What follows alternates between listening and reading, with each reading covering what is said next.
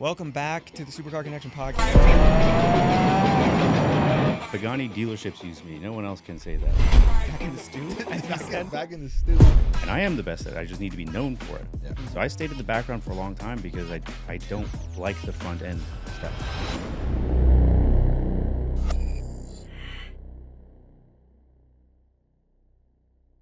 Welcome back. Yeah. This is your first time in the stew because when we shot your episode last time, we had just moved into this place, no? Yeah, Yeah. we were out there. So you were our first episode in the new spot. I think believe so, he was. yeah. Yeah, he was. But that's why we didn't film it here because we literally didn't have it ready yet. Yeah, you showed me the plans. Welcome to the studio. I feel welcome. Thank you so much. What do you think about it? Great job. I Yeah? think everything is great. You got a Brabus wheel behind your head. We got a custom A12 wheel behind mine, Yeah, I remember when they were on your 812. which you weren't really a huge fan of my wheels, I don't think. Yeah, as I'm looking at it, I feel the same. Well, obviously, They were this white. is not the design. It was white. They were all white. This is a candy apple red lip to really pop on camera with just a Okay. unpin wheel. Yeah, completely different. Whatever, guys. He really I gets just- into it. I know. Because I'm noticing he doesn't like any of my car choices. Like, this is not the first thing. Yeah, He has well, BBSs on a Ferrari. it's because I'm not from Florida. So We're mortal enemies at this point. and you know, whatever. Guys, it's Matt from HC Tuning. Welcome back to another episode. This is a lot more of a special episode because you just got a recent acquisition, no? Yes. Let's talk a little bit about it. What did you just get? Do it. Should I talk about how I got it or what I have? No, let's go first. How did you get it? Okay. I'll give you a little bit of a long version just because I've positioned myself and my company to be Ferrari specific. Like I do things with Ferrari nobody else can do. I've made a name there, but I do everything well. I do Paganis and Lambos and everything else, but like McLarens. not as much. You're doing well though. I'm doing well financially. I'm doing well in life. Like I feel great where I am at. And I got a few calls this week. There was a post online, and a few people were like, "I think this is about you," and my answer was like, "Why?" And basically, I'll just try to be vague, just for the sake of being politically correct here. But someone was basically saying, like, you know, the whole market got access to the new Lambo ECUs this week, like within the last 7 days. And someone was saying, we've been doing this for a year, fuck everybody else, more or less. Okay. And Because you made a video you wrote. Because I saw your video when you're like, it's unlocked. yeah, For We real. can finally tune these things. yeah. So I've been waiting for the Ferrari unlock. You know, I bought the 296 over a year ago. I've been waiting, and I positioned my company to just hit the ground running. I have That's true. Ferrari dealerships are waiting for my tuning, you know? So I have a backlog of people, but I don't have that yet. That was last year on our Year- episode, year and we a- had the yeah. 26. You're like, when this gets Yeah, unlocked. back in Orange County. Yeah, that's When you crazy. first came on, you had just gotten you had just gotten the 296. Yeah, Yeah. wow. Holy cow. That's been some time then. Yeah, well, I mean, it was a gamble buying Right. that car. No, I because remember it. But I thought it was. fucking knows? I still think it's genius because again, it is going to happen. But I'm just can't believe how much time has passed from that conversation. We're having the same conversation Yeah. now in real time. Yeah, well, I've had like a goal since having like, you know, you have a spiritual awakening. You're like, nothing's real. Fuck this place. And then trying to find your way back, you have to have like some goal or motivation. I don't care how I'm perceived. I don't care if I make money. So I kind of like gaslighting myself back into the Into the chase. just Yeah. pretending I'm unconscious a little bit. In the Matrix Yeah, almost. yeah, yeah. You're like, let's go back in the real world. Let's dominate. a So little bit. I'm really good at this, and I am the best in the world. I'm not a cocky person. I wouldn't say that if it was not true, I'd be doing something else.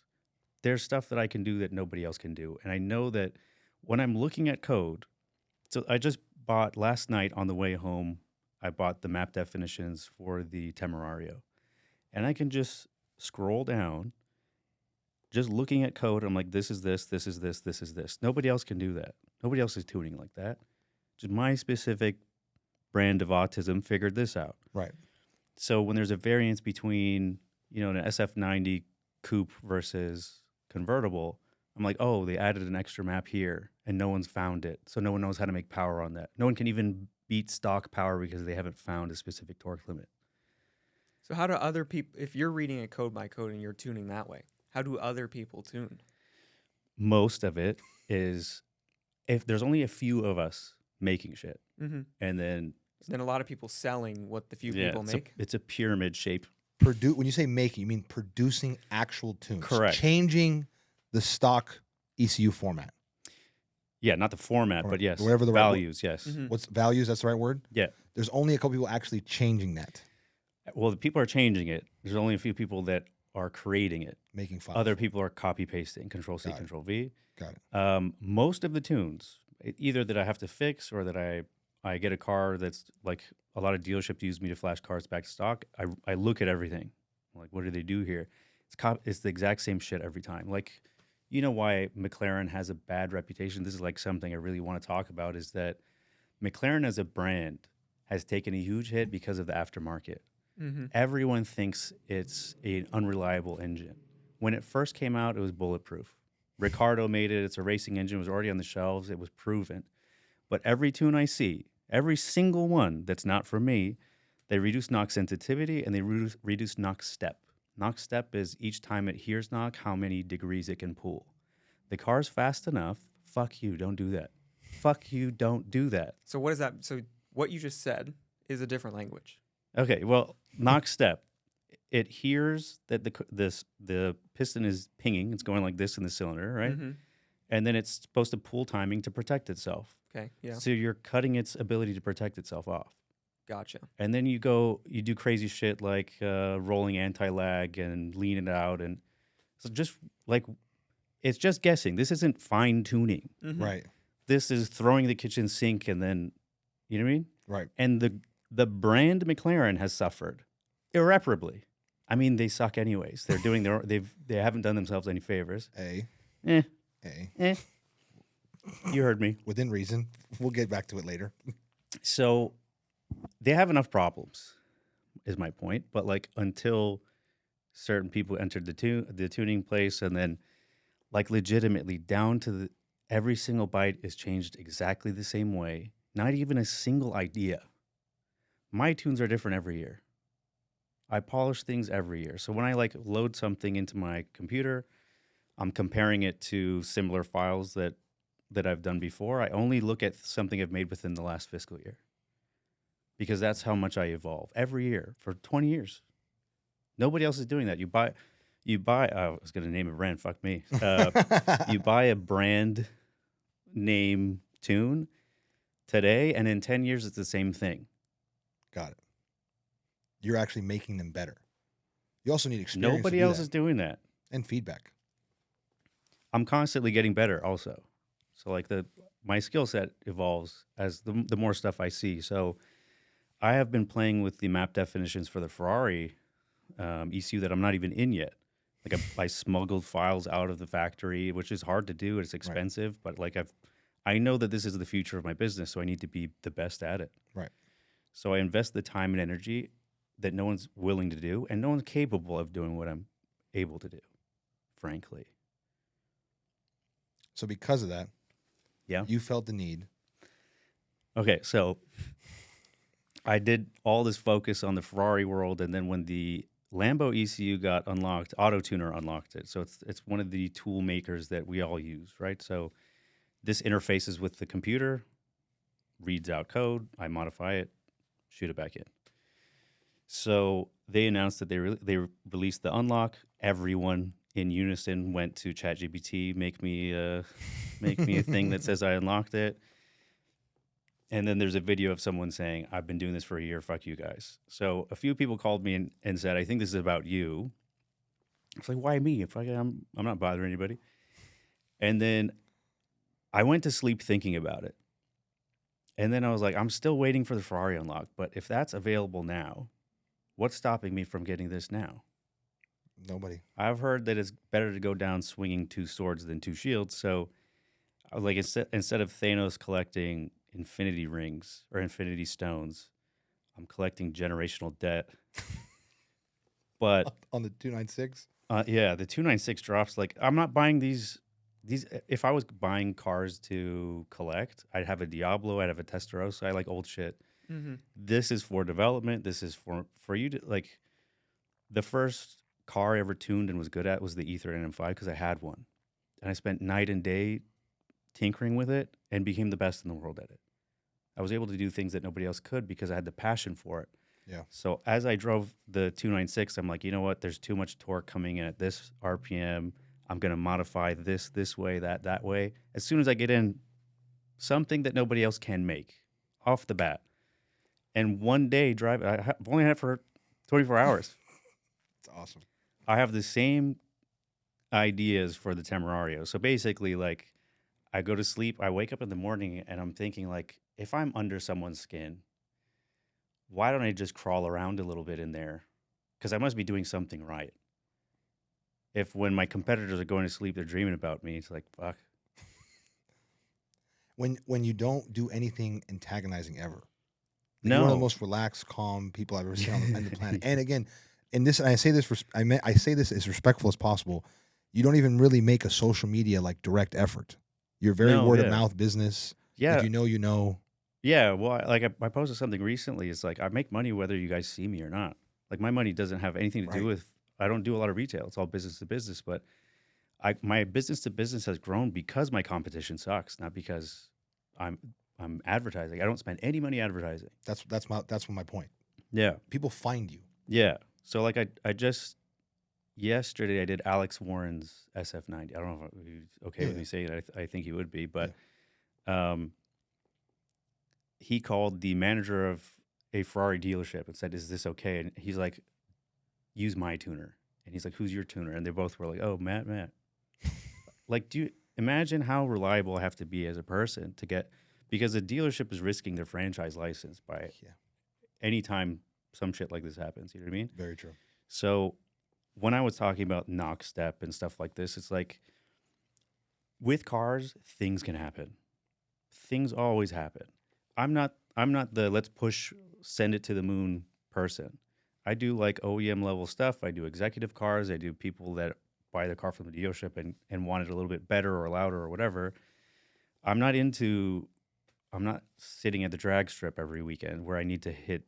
That's why I don't do ethanol. That's why, like, I have a specific lane. That lane happens to grow because other people in the market are like that. Right.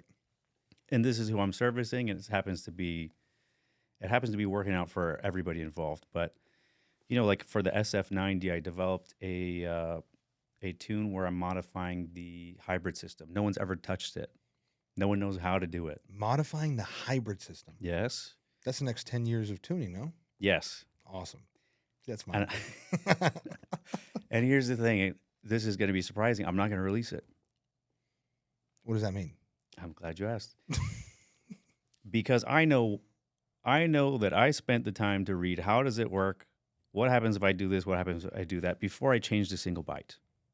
Okay? And then when I test, observe, modify a little bit, you could break something if you don't know what you're doing. So if I release a file that has hybrid modification and some other asshole looks at it, he's like, oh, just fucking plus,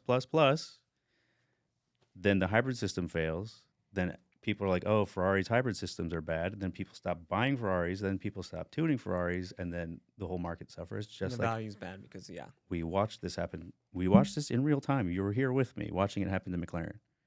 When the 570 came out, it was fine. By the time it was replaced, McLaren's unreliable. It's true. 2018, 2019, 720s. They set the tone. Yeah, it's tuning for dummies. They're very easy to tune. It does what you ask. So it's on the tuner to be, you know what I mean? Like, I think it's crazy that you're not concerned about the person that you're tuning for. It's like, this guy has to get home to his family. If your car is disabled on the freeway, like, your life's in danger. So let's do our due diligence. Not that I've never fucked up, mind you, but I learned from my mistakes, every single one, as I've gotten better and better as I go. And even though I have the largest margin of safety out of anybody, like, that's my main focus, is let's do safety, then power. I make more power than they do too, because it's a fuck, why did I have a brain fart? I was going to say misnomer, but that's not the word I want. Doesn't matter. It is a, fuck me. Well, everything comes detuned from the factory. Yes, no? but of course. What, like, if you were to give it like a every car coming out of the factory, they tune it back 80% of what's really like safe and capable, just to be You're saying extra there's 20% safe and more? capable, yeah, or 90%. There's at least 20, and these turbocharged cars at least 20%. Otherwise, you wouldn't have a warranty. It wouldn't be at the knife's edge. Like I think if this revs to 10,250, you could probably get it to 11. Probably. Mm-hmm. I'm not going to do that.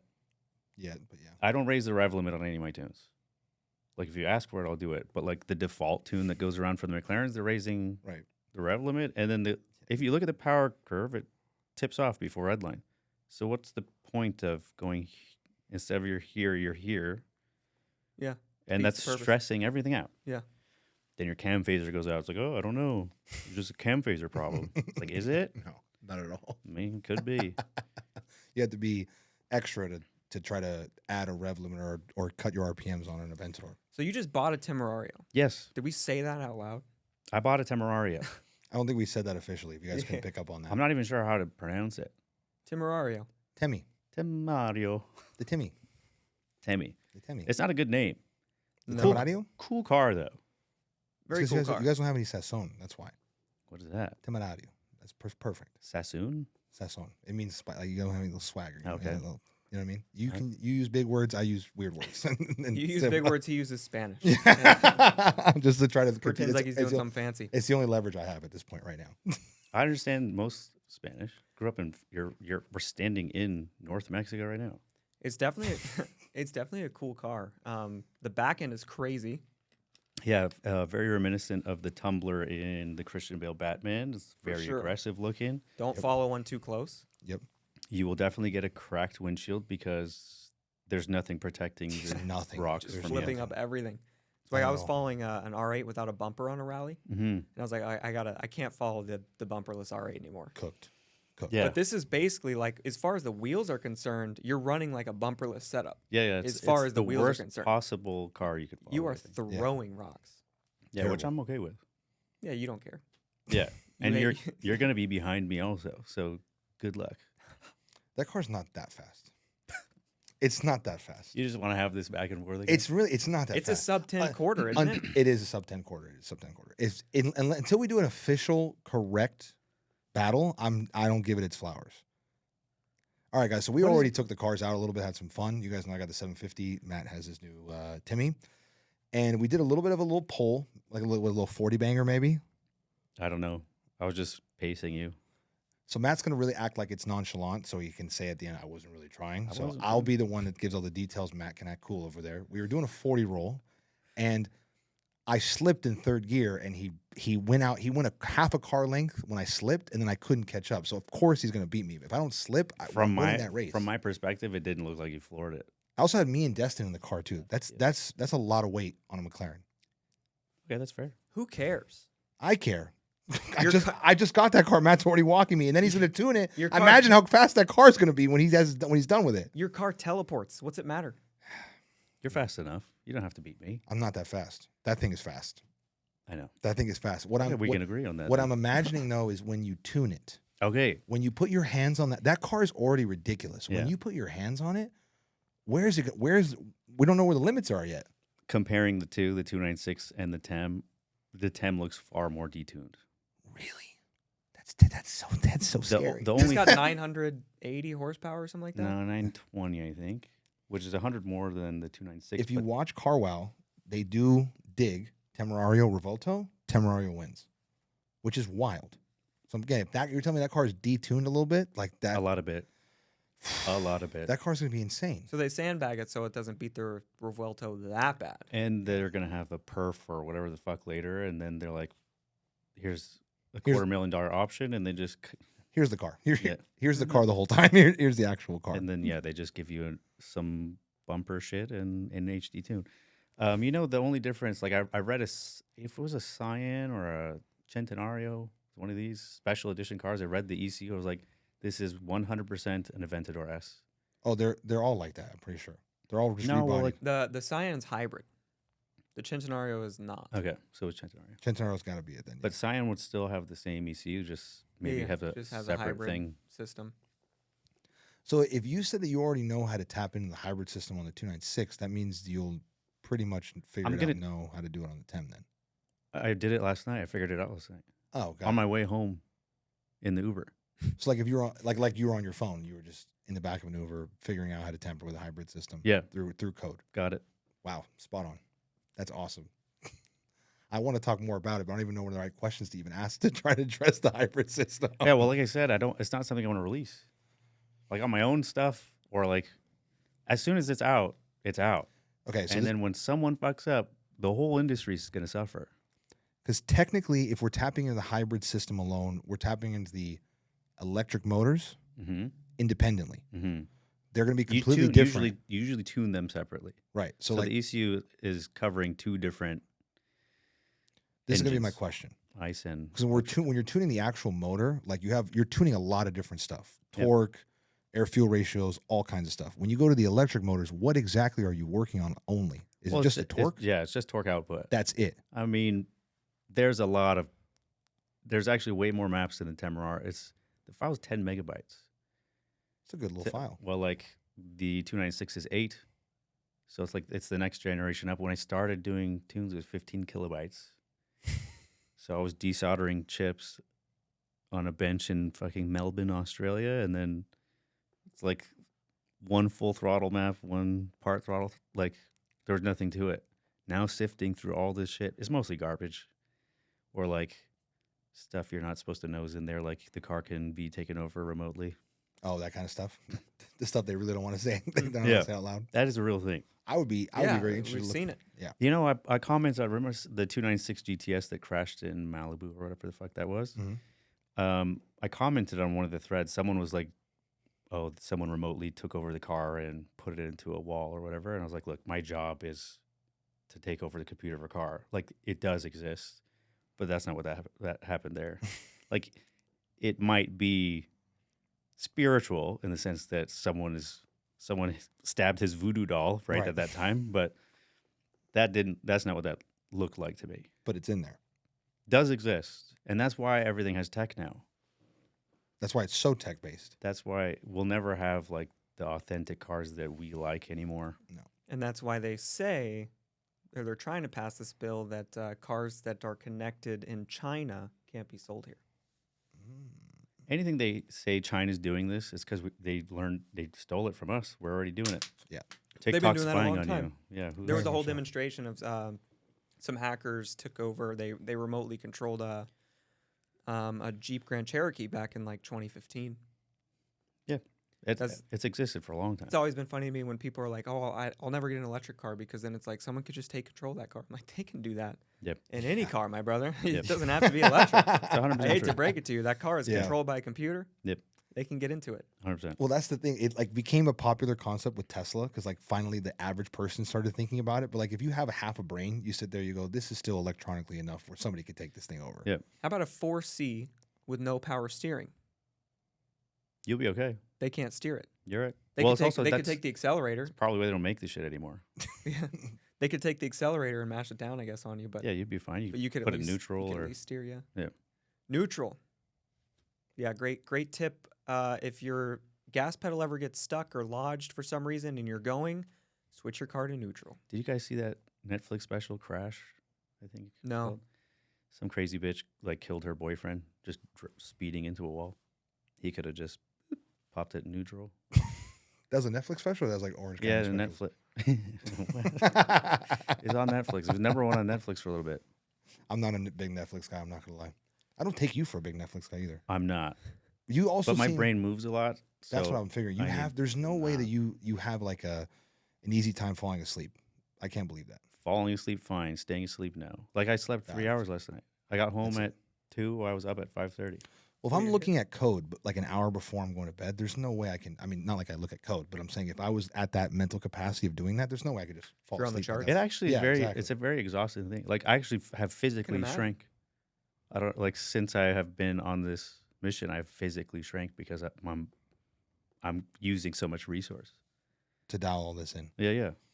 So then, can I ask you a Temerario question? It has been 24 hours since the car has been purchased, and you've had some fun with it. Yeah. How quickly do you think you're going to have your first product This week on the car? This week. for sure. So within 7 days, we're going to have our first official product. Sad. They're sad. Yep. In iteration 1, basically. It means 100%.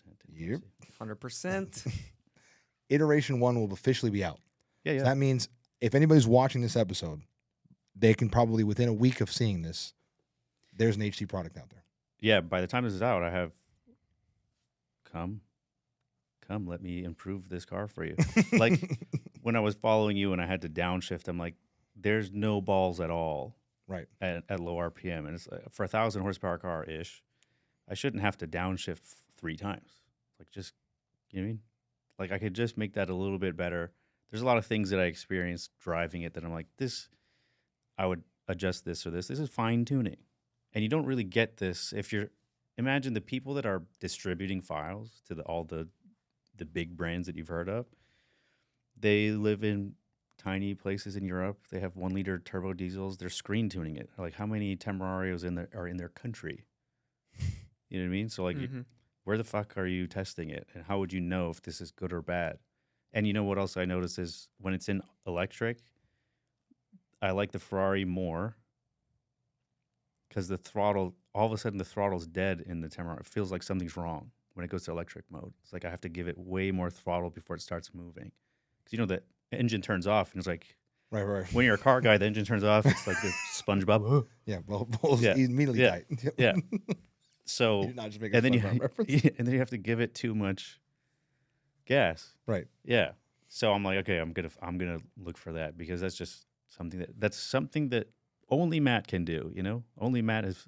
There's another thing that bothered me always with Ferraris is you turn it on and then the check engine light's on for 20 minutes and then turns So off. long, yeah. Yeah, that's programmable. In Europe, it's not like that. It's 1 second. Why do they do that? I What's the have no point of idea. that? 'Cause I now I'm realizing every time I think the same thing. I'm like, why is this on so fucking long? Yeah. Well, imagine my job is tuning. So if someone pulls the computer out, sends it to me, puts it back in. They're like, hey, the check engine light is on. And I'm like, okay, scan it. And they're like, oh, never mind. Oh, never mind. So anything I could do to get less people to talk to me, I'm going to do. So again, making a perfect tune is usually the right thing to do in that scenario. Yeah. I'm the only one doing it to my level. 100%. There's no question. At least in the exotic space. I don't know what the fuck's going on in the JDM and domestic space at all. Domestic's not popping at all, but JDM I'm sure is big.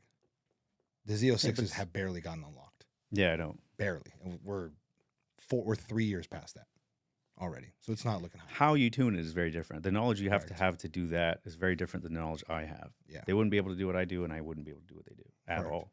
Some people ask me to do C8s, and I'm like, I'm not doing you a favor. I have no idea. It's like I speak German. Can you speak Japanese? It's like I know it's a language, but that's not the language I speak. How different do you think the things are? Well, it's like usually there's a drop-down menu of all your fuel maps are here, all your time. Like I have to sift through and find this shit.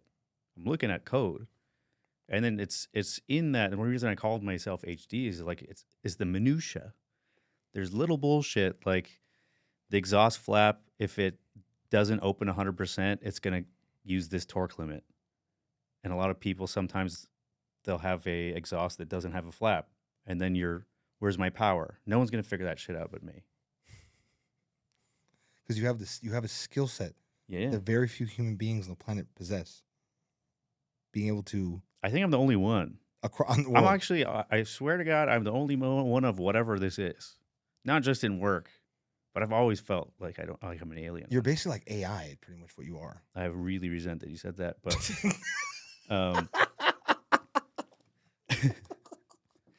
maybe I'm like so compact so I could have more brain capacity. You know what I mean? 100%. But tuning a European car is prompting AI. So maybe, Right. You're a good prompter of AI. yeah, I don't want to reinvent the wheel. Like it's already there, and they spent millions of dollars. People way smarter than me made their initial code. Let's not fuck with that. Let's not reduce knock step. Let's not reduce knock sensitivity. We want the car to protect itself. Let me massage these other things. The car will be healthier than stock, and make more power. Win-win, fuck you. Why wouldn't you? Why isn't everyone doing it that way? How do you make it healthier than stock and make more power? Because there's these artificial limits when the car is like resisting itself. You'll hear like a lot of people after getting tuned, like it feels smoother. It feels smoother. It idles better. Like there's all these weird little improvements because it's not hitting this random wall and then having to correct itself. So once you hit a torque limit, then it's like all of a sudden it's pinging and you'll feel that. You don't even know what you're feeling. Right. But once that's gone, you're like, it's just smooth. It just wants Makes to. a lot of sense. Yeah. That makes a lot of sense. It's doing exactly what Well, it's built to do. You've experienced it yourself. Yeah, it's very true. And you're gonna experience it again on the 750.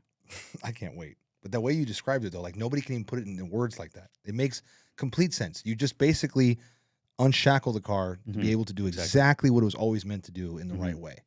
Because they have to, for, again, regulations, whatever, the ECU has to dumb itself down oftentimes. Yeah. Well, like it's tuned for the lowest common denominator. Yeah. And then, again, they also sandbag for later versions. And then for reliability. But if you do things right, again, it's more like my Ethernet M5 tune, the first model I ever tuned, people were claiming 8 horsepower gain, which is dyno error. It's essentially you're not doing anything. Every tune on the market was increasing timing, but 8 horsepower. Yeah, 8 horsepower is statistically congratulations. Zero. Yeah. Well done. Yeah, you wouldn't. You can't get a refund if it didn't do that, because you know what I mean. It was a very clever number. Yeah. Right. But when I started, I basically modified everything except timing, stock timing maps, and just helped the car hit its target rather than set the target higher. Right. So I experienced that. That's why I'm here. I bought a tune from the most popular, like TikTok and Instagram wasn't around back then, but this guy would be the number one. Right. I went, researched everything. I'm like, they make the fastest ones. They say they're the best. Everyone on the forums say it. Forums don't exist really anymore, but tuned my car with them. They still exist. I know. I pay for one, and it's burning a hole in my pocket. Forum guys, but go ahead, finish. Yeah, the old people are on forums, not on TikTok, and the old people are Ferrari people. They are. It's true. Yeah. He's a McLaren guy. He's a forum warrior right here. Look at a proud forum warrior right here. Proud to be. Which one? Just whatever I need information for. Yeah, that's a good place for information. Yeah. I don't live on the forums. Just hey, something happens, I'm gonna check a forum. Yeah. That's more someone's had my problem. Yeah. No, that's for sure what you should. I'm not on there posting or like checking post every day and having conversations, but like, oh, I've got this issue. Search the forum. They had that issue. Yeah. 3 people fixed it the same way. Perfect. I'm gonna try that. Exactly right. Yeah. That's what it's there for. What were we talking about before that? I was leading up. BMW. Yeah, you were talking about 8 BMW, horsepower. You found the people doing the most. Yeah, I did 30 wheel. Every stock car, you don't have to modify it. 30 wheel horsepower without touching timing. But the people that tuned my car made it slower. And when I looked at it, I'm like, why is this slower? And this happens everywhere still. They just take the timing map, start fucking things in there. It's like, if you're already in, 91 is garbage as it is. If you're already in knock control, what is adding timing doing? None of my tunes, I add timing. What is the timing? last thing? Ignition timing is when the explosion happens. When it fires. If you advance it, you're basically timing it earlier, and the goal is for a stronger combustion event. But 91, good fucking luck. Good fucking luck. 93, you might be able to make something happen. Yeah, well, most of these tuners are either East Coast or Europe, and they're used to good quality fuel. It's weird that how restrictive California is, and we have the worst quality fuel. It's like we're focused in the wrong places. Oh, really? You think so? Shocking news, Matt. Coming from a Texas boy, yeah. Here's a fun fact for you. Just quick side note. I got a friend who's in road work or like road scanning and stuff for contractors and everything like that.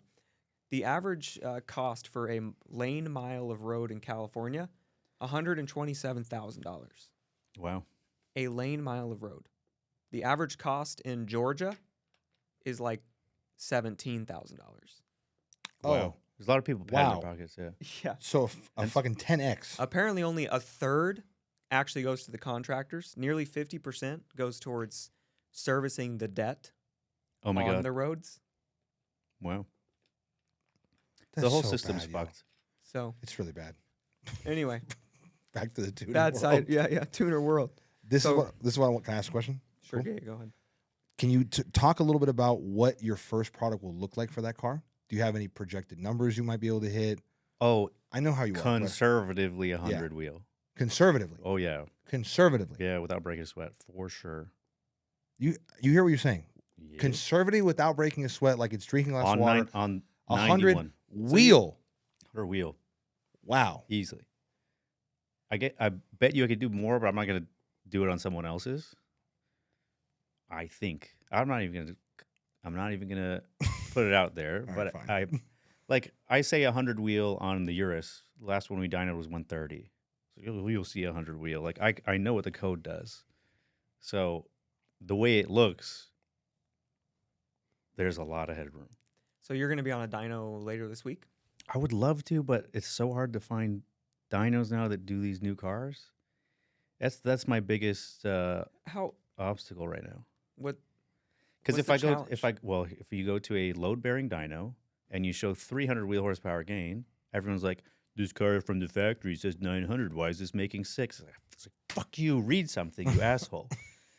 Load bearing always reads low, and you're supposed to measure the delta. I say it every time, but you're not going to hit everybody. So you want an all-wheel drive linked dyno jet or a hub dyno or something where it reads flywheel horsepower. So you don't have to have a disclaimer every time. Because just in general, think about how stupid the average person is, and think of half of them are dumber than that.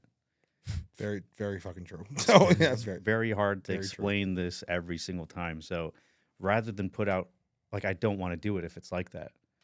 You know what I mean? And Right. obviously, my butt dyno and watching it accelerate, I'll know, but how do I show it? It's going to be difficult. So Right. first thing is I have to send out the ECUs to be unlocked. I'm doing that tomorrow. I told Eric from Voodoo I was like, drop what you're doing. I was at the dealership. I was like, can you make me downpipes now? Now. It's like Yes, sir. I need it. By the time the ECUs are back, I need it to shoot flames. Let's shoot flames and then film it, and then we'll worry about dynoing it and doing the other shit later. So you think it's going to shoot flames?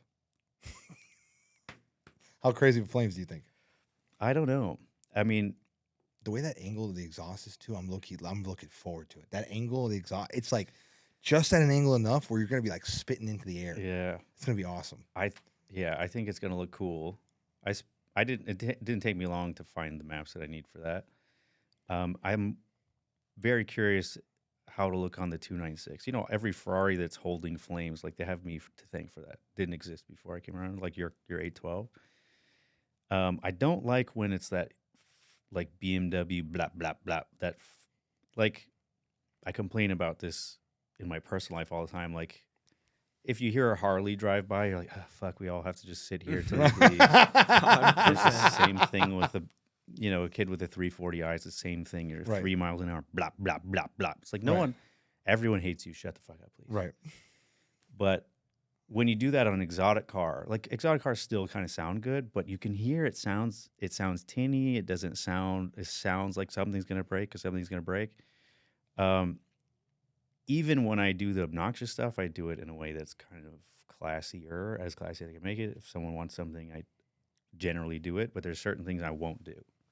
So if it conflicts with my ethos, it's like, I'm sorry, we're not compatible. Right. Yeah. You asked me if I wanted pops and bangs, and I was like, no. Didn't we have to take it out of your car? You had it. I did. There wasn't any pops really. Oh, well, they tried. Oh, well, You they had negative failed. timing. They Okay. failed. I had plenty of turbo flutter. Oh, that's not good. It sounded awesome. Sounds like a city bus. Why is it bad? Yeah. Well, that's a Turbo great flutter is question. like air's going backwards. Mm. It sounds awesome. I'll tell you. Yeah, It it sounds sounds sick. It Yeah. sounds- it does. Sound I've always wanted incredible. a car that does that. It's his was. I don't think I've heard a car louder than his when it comes to that specifically. Yeah, the turbo flutter was It was ridiculous. It was wild. Was it really just? Do you have a open air blow off valve or something? No. No. Again, trust But- me. Experience. This thing was crazy. When you reset it to factory, that went away. Well, it's not. whatever Yeah, they it's did. not a lot of boost. It's probably not cracking it open. Yeah. That relatively makes sense. But you've tuned a couple cars that I've had. Every car that I've driven that you've tuned. You know what bothers me is you always say, "What can we do?" It's for the same answer. Yeah, because I'm coming to you like, okay, I want to feel like, so this is me and Matt's little rift here. Every time we do a car, I want to feel like I'm going to the Rolls Royce store and I'm like, all right, where are my options? Okay, how loud can we make the bangs? Let's do that, and then let's do that, and let's do that. And I don't know what I want. And you tell me we could do anything. I don't know what I want though. I'm not the kind of guy that knows exactly what the tuning wants. You Okay. tell me what we can do. That's what I'm What if I looking just for. do it and not tell you? It's the talking part that I'm trying to get rid of. This is crazy. It's because this is how the story goes. When Matt and I first did our first car, he was tuning my Aventador, correct? That was the first one That we was did the together? first one. Yeah. And I, unlike normal people, I'm like, can I be a part of what's going on? And the first time it happened, there was a mediary blocker that did not allow us to meet like that. So I was like, all right, cool. So now I'm driving a car that I didn't talk to the person that tuned the car. I don't really know what's happening. Yep.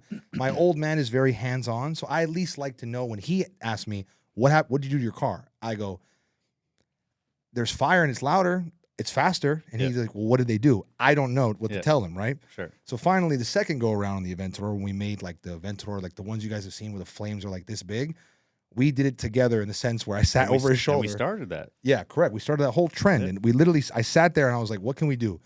And you're like, do you want to go crazy on flames? I was like, how crazy can we go? He's like, you're like, I haven't done this yet, but we'll give it a shot. And we did it. And that car didn't have a single issue whatsoever. And I had the biggest, again, now there's all over the scene now, but before that, there was not an Aventador that had a flame. It was literally like this big and held. It was ridiculous. Can you even explain how you even made that happen? I mean, I want to. I don't want to train my competition. I know, that's fine. Dang. That's the biggest problem I have is like, there's certain things that, like once it's out, it's out. And I work very hard. Awesome. I've sacrificed everything in my life to be good at this. Right. We can't give it out. Okay, we're not going to give it out. It's fine. Just know that it was awesome. And again, that was you doing an Aventador, which is not even, again, you are known for being the Ferrari world's best tuner, is what most people know you for, correct? Yeah, yeah, like I think having the SF90 quarter mile record is one thing. And it's like a basically stock car, just tuned. And being able to do things that other people can't do with the code, obviously. So like the Ferrari space is where I'm comfortable and where I sell the most, frankly. But the Lambos is the same thing. You know what I mean? I've been doing it just as long. I have the same skill set. I'm still better than everybody else out there. And now it's, I think, just time to show people that. So having both, I mean, this is I'm LARPing, I guess. Is that what the kids say? I think so, yeah. I think that was a good usage. Thank you. Good verbiage. Thank you. So I'm LARPing. My thought the other day was like, why am I waiting for someone else to live my dream life? It's like, fuck, let's just. I went and talked to my dad. Like I there's a guy in this industry who people give him shit because his dad's rich or whatever. It's like I would be nothing without my dad. My dad taught me how to be a man, gave me morals, ethics. My work ethic comes from him. So I will never knock someone for that. So I went and talked to him, and I was like, Dad, this guy said something, and we have a history. Like 20 years ago, this happened. 10 years ago, this happened. And then my dad was like, don't do anything. I was like, what do you mean don't do anything? He's like, don't say anything about that guy. Don't start anything. I'm like, okay, but what about the car? He's like, oh, yeah, go ahead. I was like, all right, got it. Cool, so cool. Just don't start shit. Okay. Right. He gave you the old Persian little maneuver. Yeah, but like he doesn't know I've already gone through my spiritual thing. So like I know I'm not supposed to. I don't want to take food out of someone else's mouth. I'll never badmouth anybody because it's the same thing as trying to kill somebody. Very much so. You know what I mean? That's what they do in Hollywood. When they Me Too you or whatever, they're trying to spiritually kill you. They cut you off from the group. You know, if a sheep wanders off on its own, the flock doesn't recognize it anymore. They think it's like a loner animal, like a predator. What do you mean? Say what you just said again. Like flock of sheep, if one of them goes alone on its own and returns, they'll run away because they think it's a predator. They don't recognize it as part of the flock because it's thinking independently. Thinking and moving independently. So you're telling me, you're talking about, this is a real question. You're talking about just normal sheep think that way? That is like a proven fact? I mean, I heard it. I'm not a shepherd. That's what I heard. Man, I love you so much, dog. I love you so much. Every time you come on the podcast, it's tunes, spirituality, and a lot of like just fun tidbits. This episode, the fact that we get to talk about the Temerario and the 296, I haven't had a lot of experience with those cars. So a big thank you for allowing me to even have the experience I have with them. Now it even elevates us to be able to talk better about them on the podcast. Like now I've been behind the Temerario, I've been behind the 296. I could be able to give a little bit more relevancy, and I'm excited to follow along as how you make this thing crazy. You're going to make me get one is what's going to happen. Well, you fit. That's very you true. You did not fit the 296. Yeah, so 296 is definitely not the move. That's... You know, although like, you know, my M Coupe, I have a Z3 M Coupe, and it was owned by John Cena, and he shoehorned himself into that. It must have looked like he's wearing it, like a coat. It's a very small car. You said that. Do you think John Cena and I are the same size? You have to understand that I've never seen him. I'm a lot bigger than John Cena. I'm probably 3 inches taller than him, and I'm definitely a lot wider than him. I Not don't know. muscular wise by any means, but physical size, I'm bigger than him by a lot. I really have no idea. So I'm telling you, I trust have me. no clue. I don't. Those cars don't make it. The 296 I can't even own. Yeah, Especially it looks comfort tight. seats, maybe I could do it, but there's no way with those buckets I'm cooked. bucket's thinner. Why would that be a problem? The way I They're- fit in the they're seat, lower. Oh, I'm sitting on you're rails, dog. Yeah, I'm sitting on the bolster. Let's never fly together. It's all So good. between the two cars, what do you like the most? Do you have Between a- the two, Yeah, have you been able to pick a? Have you had enough time with the Temerario to make a decision? my first drive with the Temerario was the decision Really? That because was all it took? I think also I've been kind of upset with Ferrari. He's in resentful. general. He's 100% resentful. Can I tell you the issues between the two, Yeah, or yeah. the good things, bad things? Yeah. So the 296. Because how many people own both? Yeah, I don't. Yeah, probably, and it's a new model, so The hybrid car from both brands. yeah, How many people that are tuning them own both, let alone own both? nobody. People that are for actually sure that are nobody. modifying them. How many own both? Solo yo. Yep, 1-on-1. So the 296 does a lot of things incorrectly. Styling first. Like when you looked at an F8, it's like, I want to fuck that car. It's Yeah. fucking nice. Sharp. When they revealed the 296, I'm looking at it, I'm like, you know, it's like it's like a girl with a good personality. You're like, I see why someone would love you. Right. But it's not my But style. like maybe we should go to the doctor first. Yeah. And then once you get some bolt-ons, you're like, all right, yeah, Let's do this now. she's kind of quirky, Right. but you know, like I could learn to love her. And then when you floor it, you're like, oh, she's crazy. She's trying to kill me. I don't want to. And it's an abusive relationship because like you don't drive it for a little bit, you forget. And you're like, oh, well, she was kind of, maybe I should check that out again. And it's like, oh, fuck, nightmares. Yeah, no. Lots of people, I imagine, like that guy in the canyon, like that's just such a, you shouldn't have to worry about dying, having a little bit of fun. Right. And that car just, it feels unfinished, is what I'll say. So like even styling wise, so the Speciale or whatever the fuck it's called is coming out, looks like a Ferrari. Yeah, it's very true. The Speciale I saw and I was like, that actually looks fantastic. The Tem from the front is the most understated and it looks a lot like the Huracan, which at least stylistically you understand how they got there. And the back is crazy. The back's my favorite part. You don't have to do anything to that car. I don't have to lower it. I don't have to put wheels on it. When people see my 296, they say this is the sickest one they've ever seen. And it looks sick. When you were driving it, I'm like, yeah. It's always nice to see your car driving down the road. Yeah, I've never seen that It's before. awesome. Yeah. Like, so that's how it looks. Yeah, unless it's being I'm stolen. kind of sick. Yeah. For It those of you was guys that sick. haven't seen Matt's 296, it's Hong Kong. What's the name? Viola Hong Kong, yeah. Viola Hong Kong. It's got BBSs on it. It's lowered, blacked out badges, nice tint, nice Mhm. PPF. Super nice. Car looks sick. White seats. Yes, car looks sick. But when you see a 296, like you could picture a what's your favorite 296 with those little stripes in the Yeah, front? the weird little, That Seto Fiorano package? the No. little lipstick livery Some of them have that, but like there's like ones that have like you'll have a red with like baby blue on the front and stripes down the middle. in like a little decal. Like it looks like a Corvette decal styling is what some of these I don't 296s think look I've like. seen it. Show them. It is the biggest From the abomination factory? from the factory. It is I the know biggest abomination. The arrow thing right away. It's like, just do stripes or don't do it. Just wait till he shows you. What the fuck is this? When I saw it, again, I didn't really care enough to figure out what was going on, but when I saw it, I was like, I can't understand why they're putting on these cars. Ferrari's just lost everywhere.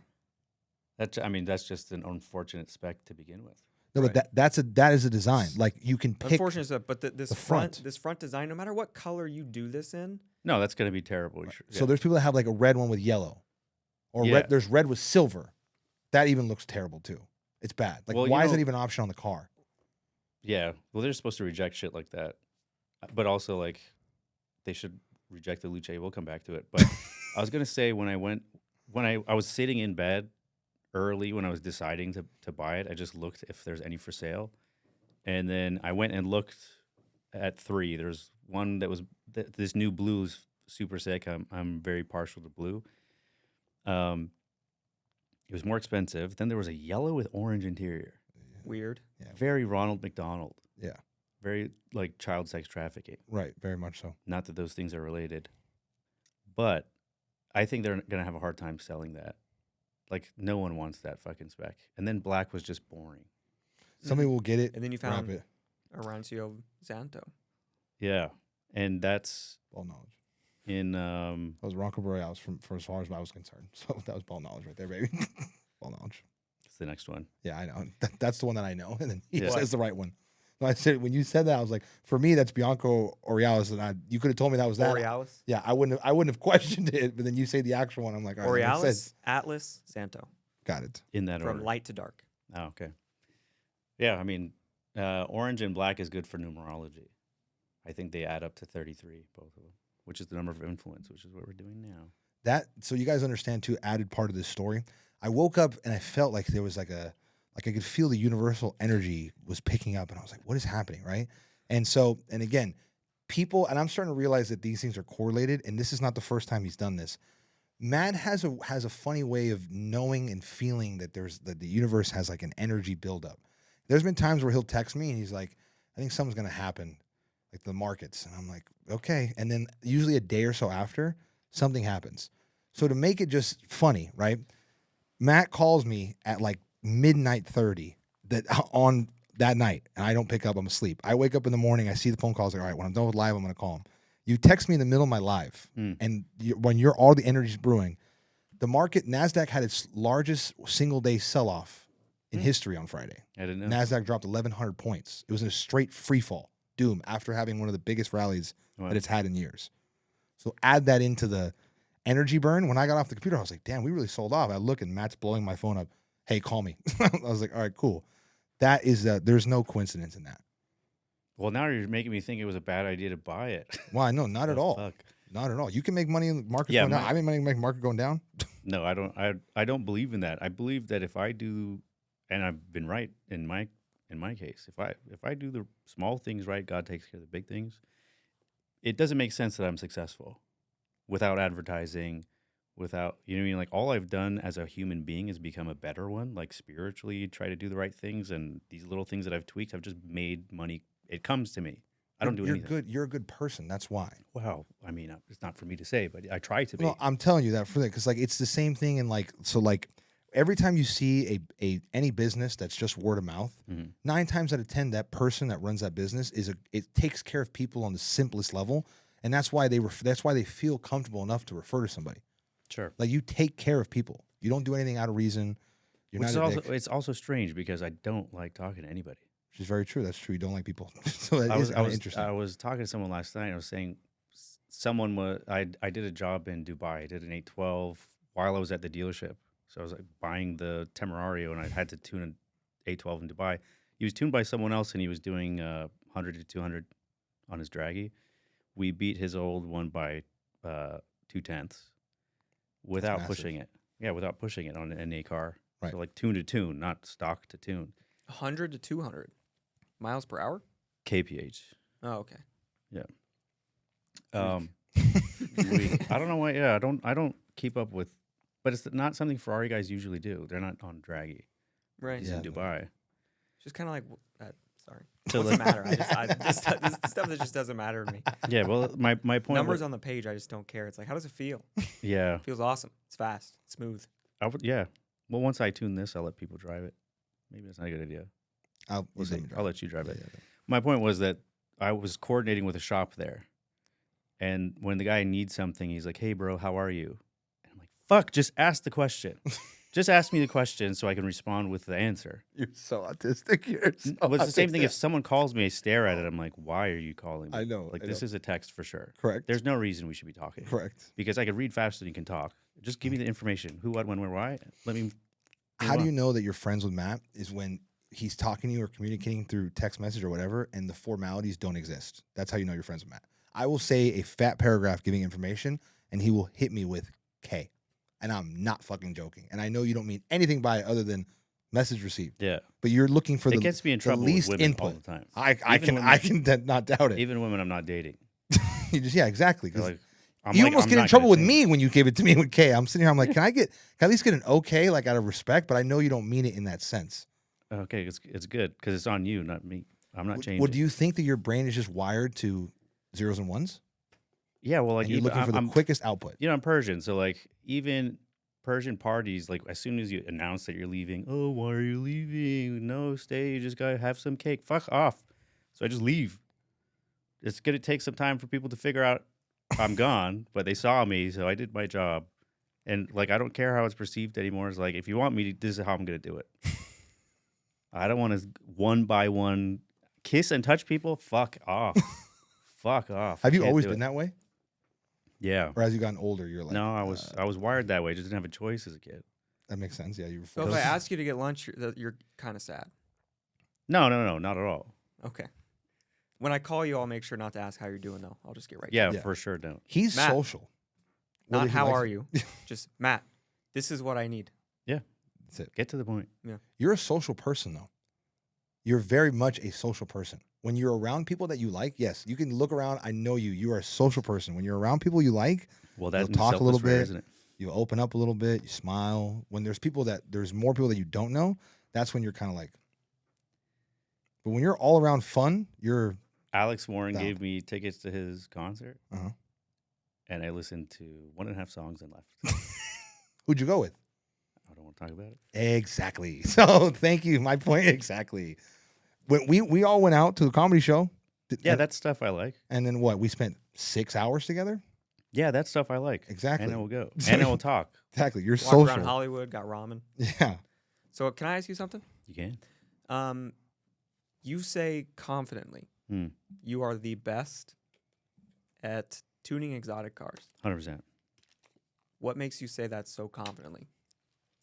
Pagani dealerships use me. No one else can say that. So Pagani specifically, they use a Mercedes computer that's archaic, or they used to. They're still using Mercedes computers, but they've used a new one now. And the map definitions don't exist, meaning no one's ever said this map does this, this map does this. It doesn't exist anywhere. It's never been released. So you need, like, when other people were like, "How did you tune it?" I'm like, "What do you mean? I just tuned it." Like, well, it doesn't exist. Like, how do you know what to do? I'm like, "You don't know what to do?" This is not clear to you. Yeah. So the way I learned how to do it is just this way. So anything Bosch, Siemens is a little bit harder, but you don't run into it as often. At least, like, that's not my focus. Everything's Bosch now. Fortunately for me, like, honestly, like, weirdly, everything is just lining up.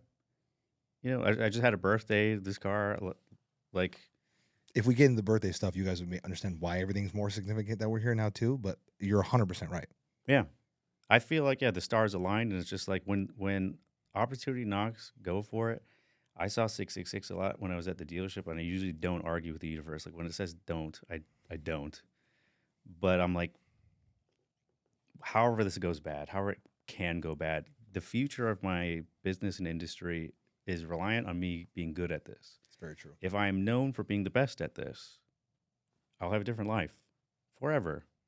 And I am the best at it. I just need to be known for it. Yeah. Mm-hmm. So I stayed in the background for a long time because I don't like the front end stuff. I don't want to be famous. I don't want to be obligated to talk to people. Like, my life is how I want it. and then I get money. You know what I mean? If I reverse those, if money becomes my master, I will be a different person. And I wouldn't like that. I'd rather do nothing. You know what I mean? Yeah, that's not a man I want to cross paths with. Yeah, well, I've been there. You know what I mean? Like, they say, like, money's the root of all evil, and you know the phrase, like, money doesn't make people happy, but you have to get there to know. Like, once you get there, you're like, oh, that's what they meant. It's like, oh, fuck, and then you're chasing this carrot. Who grabs the carrot and is like, oh, this was dog shit painted orange. This is Like, oh, fuck, like, this, I didn't want this, it turns out. And then what is life about? Fuck. You know what I mean? Fortunately, like, I don't want to get into it, but, like, I have the ability to perceive things most people can't. I'll just purposely be vague, but since I was a kid, it's helped me with this, but it's also helped me keep me alive. Several times I would have died if my awareness isn't what it is. And it's allowed me to find cheat codes in the universe. So the code that I work on in the computers, there's code out here. So when I talk about angel numbers, like, it sounds woo-woo or whatever, but, like, I was going to a concert I saw like constant warnings all day. It was the first time in my life I ever saw like the universe talk to me. And I was like, I didn't know that's a thing. And then at the concert, something horrific happened to me. Someone injected me in my shoulder with something, and which could have killed me. And then I was like, fuck, like something was telling me all day, and I didn't know that's a thing. I never heard of that. Maybe had heard of angel numbers, but I didn't know that the universe gives it to you and it means something at a certain specific time. And we talk about this stuff offline all the time. I saw 777 3 times today. Yeah, I saw it on the way here. You've been seeing that shit a lot. The past 3 days have been, like, to say it's a coincidence, Yeah. everything that I've seen the past 3 days is just like to just blatantly lie to yourself. Yeah, well, 'Cause Wayne Dyer. statistically, like what I've Yeah. seen the past 3 days Probabilities. is like statistically so low probability. Wayne Dyer said, when you're in sync with the universe, synchronicity becomes the norm rather than the exception. So when you see when you're driving on the freeway, every exit, you see a sign, a mile marker, an exit name. So when you're doing the right thing, you'll be seeing it all the time. And it's not just in numbers, just coincidences, like happy coincidences that, there's no mistake that we're here at this time. And seeing 777 on the way. I was seeing 555 and 999, which both are signs of change. 5 is like drastic changes coming. 9 is a chapter of your life is ending. Like it takes 9 months for a baby to be born, but no one's like, oh, I miss being pregnant. It's like it's the next stage. Right. So like this is the next stage. Like I have the potential to make a lot of money and do a lot of things. And now I also think that I decided, like, what do I want to do with my life? What is the meaning of this? What am I going to do with money? Because I don't want to just collect shit. It doesn't come with me. So I decided that I wanted to start a nonprofit. Okay. And I want to fully fund it myself. I don't want help from anyone. I don't want praise or anything like this. But I thought, like, the way I think and the way I do things, like, see how everyone's sandbagging with Caltrans or whatever. Nothing gets done. What I was thinking about doing was sober living homes. Okay. And this is a project I did in college. I was required to make a business plan for a nonprofit. I was like, what the fuck? Every girl group for some reason did a cupcake shop. Every fucking time, every class, we're gonna make cupcakes. For what? Well, fucking like a business project, you know. And It's a nonprofit? no. I was the only one given the nonprofit. Oh, okay. I thought you were saying all these girls were making cupcake Yeah, nonprofits. I was the last. Like there was some kind of I was lottery, lost. and I was the last one to get these an Persian- You're the last assignment. one, and you got nonprofit. Yeah, so I guess some of them were food based, some of them Mhm. were like, I don't know, shoes or some shit. Yeah. So I was forced to do it, and then I don't know how I came up with the idea, but basically, like I looked into it, and even volunteered at there's something called PACT meetings that every 2 weeks, when you get out on parole in California, you have to go to this meeting. It's California Rehabilitation Department of Corrections and Rehabilitation, but the rehab happens after, not in. Mm-hmm. So vendors can get money, but they're supposed to provide services to people getting out on parole. So long story short, like once I realized how it works, like I started helping out at, I have to skip a lot of this, but I would go to sober living homes and they're like, is your name Matt? And I said, yeah. They're like, we've heard about you. I'm like, what do you mean you've heard about me? They're like, yeah, people keep talking about you because you actually want to help us. We're just a check to these people. And I said, well, what do you mean? They say basically like a sober living home in California is rewarded for high turnover. If I have 5 beds, 5 guys come in with a check. If one of them gets drunk or high or they fight or whatever, the next day someone new comes in with a check in hand. So you're rewarded for high turnover. The other thing is you're required to get a job. No one will hire you when you have a felony. You can't get, if you're certified in something, you can't hold like a license anymore in California. So it's like you have a scarlet letter. So my idea was like I'll start small businesses that employ them and just do little things like paint over graffiti or whatever the fuck it is, just to keep them busy and fund it myself. Like I didn't have the way to fund it yet. So I Right. had that idea first before I ever became a tuner, before I knew tuning was a thing. And basically, yeah, like I saw how it works. And even I used to work at Bank of America. I remember a manager of a sober living home came in, and like I looked at the bank account. I'm like, you want to open a CD? Like, what are you doing with this? And like, I don't know. Should we buy another one? I'm like, yeah, you should probably buy another one. Like, you have this infinite money hack. I went as far as I got certified in like sober living, and then I just abandoned it once. Like, cars is so much cooler than fucking people that want to kill you. You know what I mean? Have you heard of Homeboy Industries? Yeah. Yeah, that guy's been shot, stabbed, all kinds of shit. A lot of the the board of Homeboy Industries, Yep. I do their repairs for collision out of LA. Oh, well, Yeah, so I know a lot of those guys. synchronicity. Yep. Yeah, so like I want to do something that, like, when I die, okay, I made people's cars faster, or I said something funny, or like they'll miss me in some capacity. Changing the world, but I get you. But if I dedicate at least some of my resources, time, and energy to, if one person is different, it has an effect on the whole world. There's a famous story of alchemy for trauma. There was this like Mulan type Chinese warrior lady, and she was gang raped. This is gonna get dark before it gets light. She was gang raped by 3 dudes, and during the process, instead of receiving it as trauma, she alchemized it. So instead of getting revenge, instead of trying to kill them, instead of whatever, she saw them as the hurt boys that they were to create these savage men. And somehow in the process, she got through to them, and then they swore fealty to her. So instead of killing them, instead of eye for an eye, instead of, like, she could have killed their families, now there's 3 men who are now doing good in the world, right? And that's what alchemy is. And if you could do that with one person in your life, like I try, like I'm a very safe place for people to come and talk. I don't know, every shirt that I have says "fuck off" in some manner, but people just tell me their deepest, darkest things, and I stop what I'm doing because I think this is, when that happens, I'm supposed to stop. This is what a alchemist does.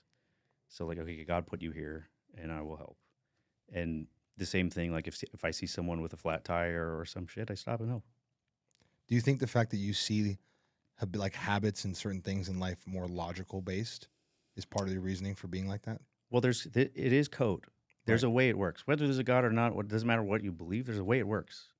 So why aren't you spending any time figuring that out? Are you happy to just wake up and go to work and pay your taxes and blah, blah? I'm not. How does it work first, and then I'll go to pay taxes. If I don't know how it works, I don't want to do it. Yeah. So Well, I don't know everything, but I do know the shit that I know. Like, you cannot convince me otherwise. There's no doubt in my mind. Like, I know. When I know, I know. You talk about a lot of stuff on Instagram. Yeah. That most people probably don't see from anyone else that they know. Sure. So then that points them to you.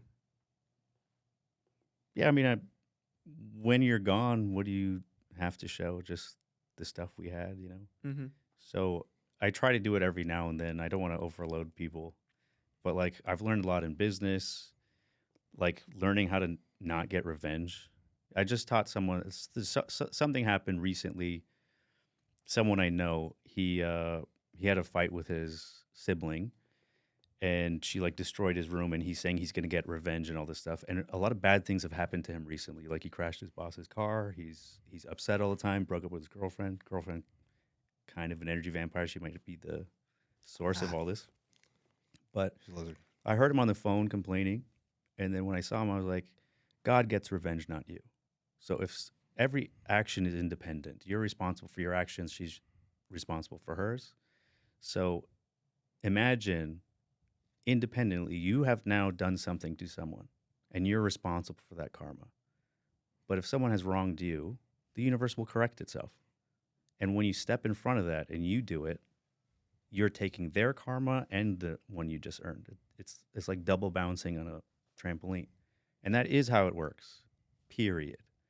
And like there's lots of ancient cultures that talked about this. I didn't invent that, but in my observation of life, I've learned that. It has to be true. Yeah. I think, I agree with most of it. So, he always gives me a new perspective on things. It's one of my favorite things. what are some of the most common questions you get about tuning from people?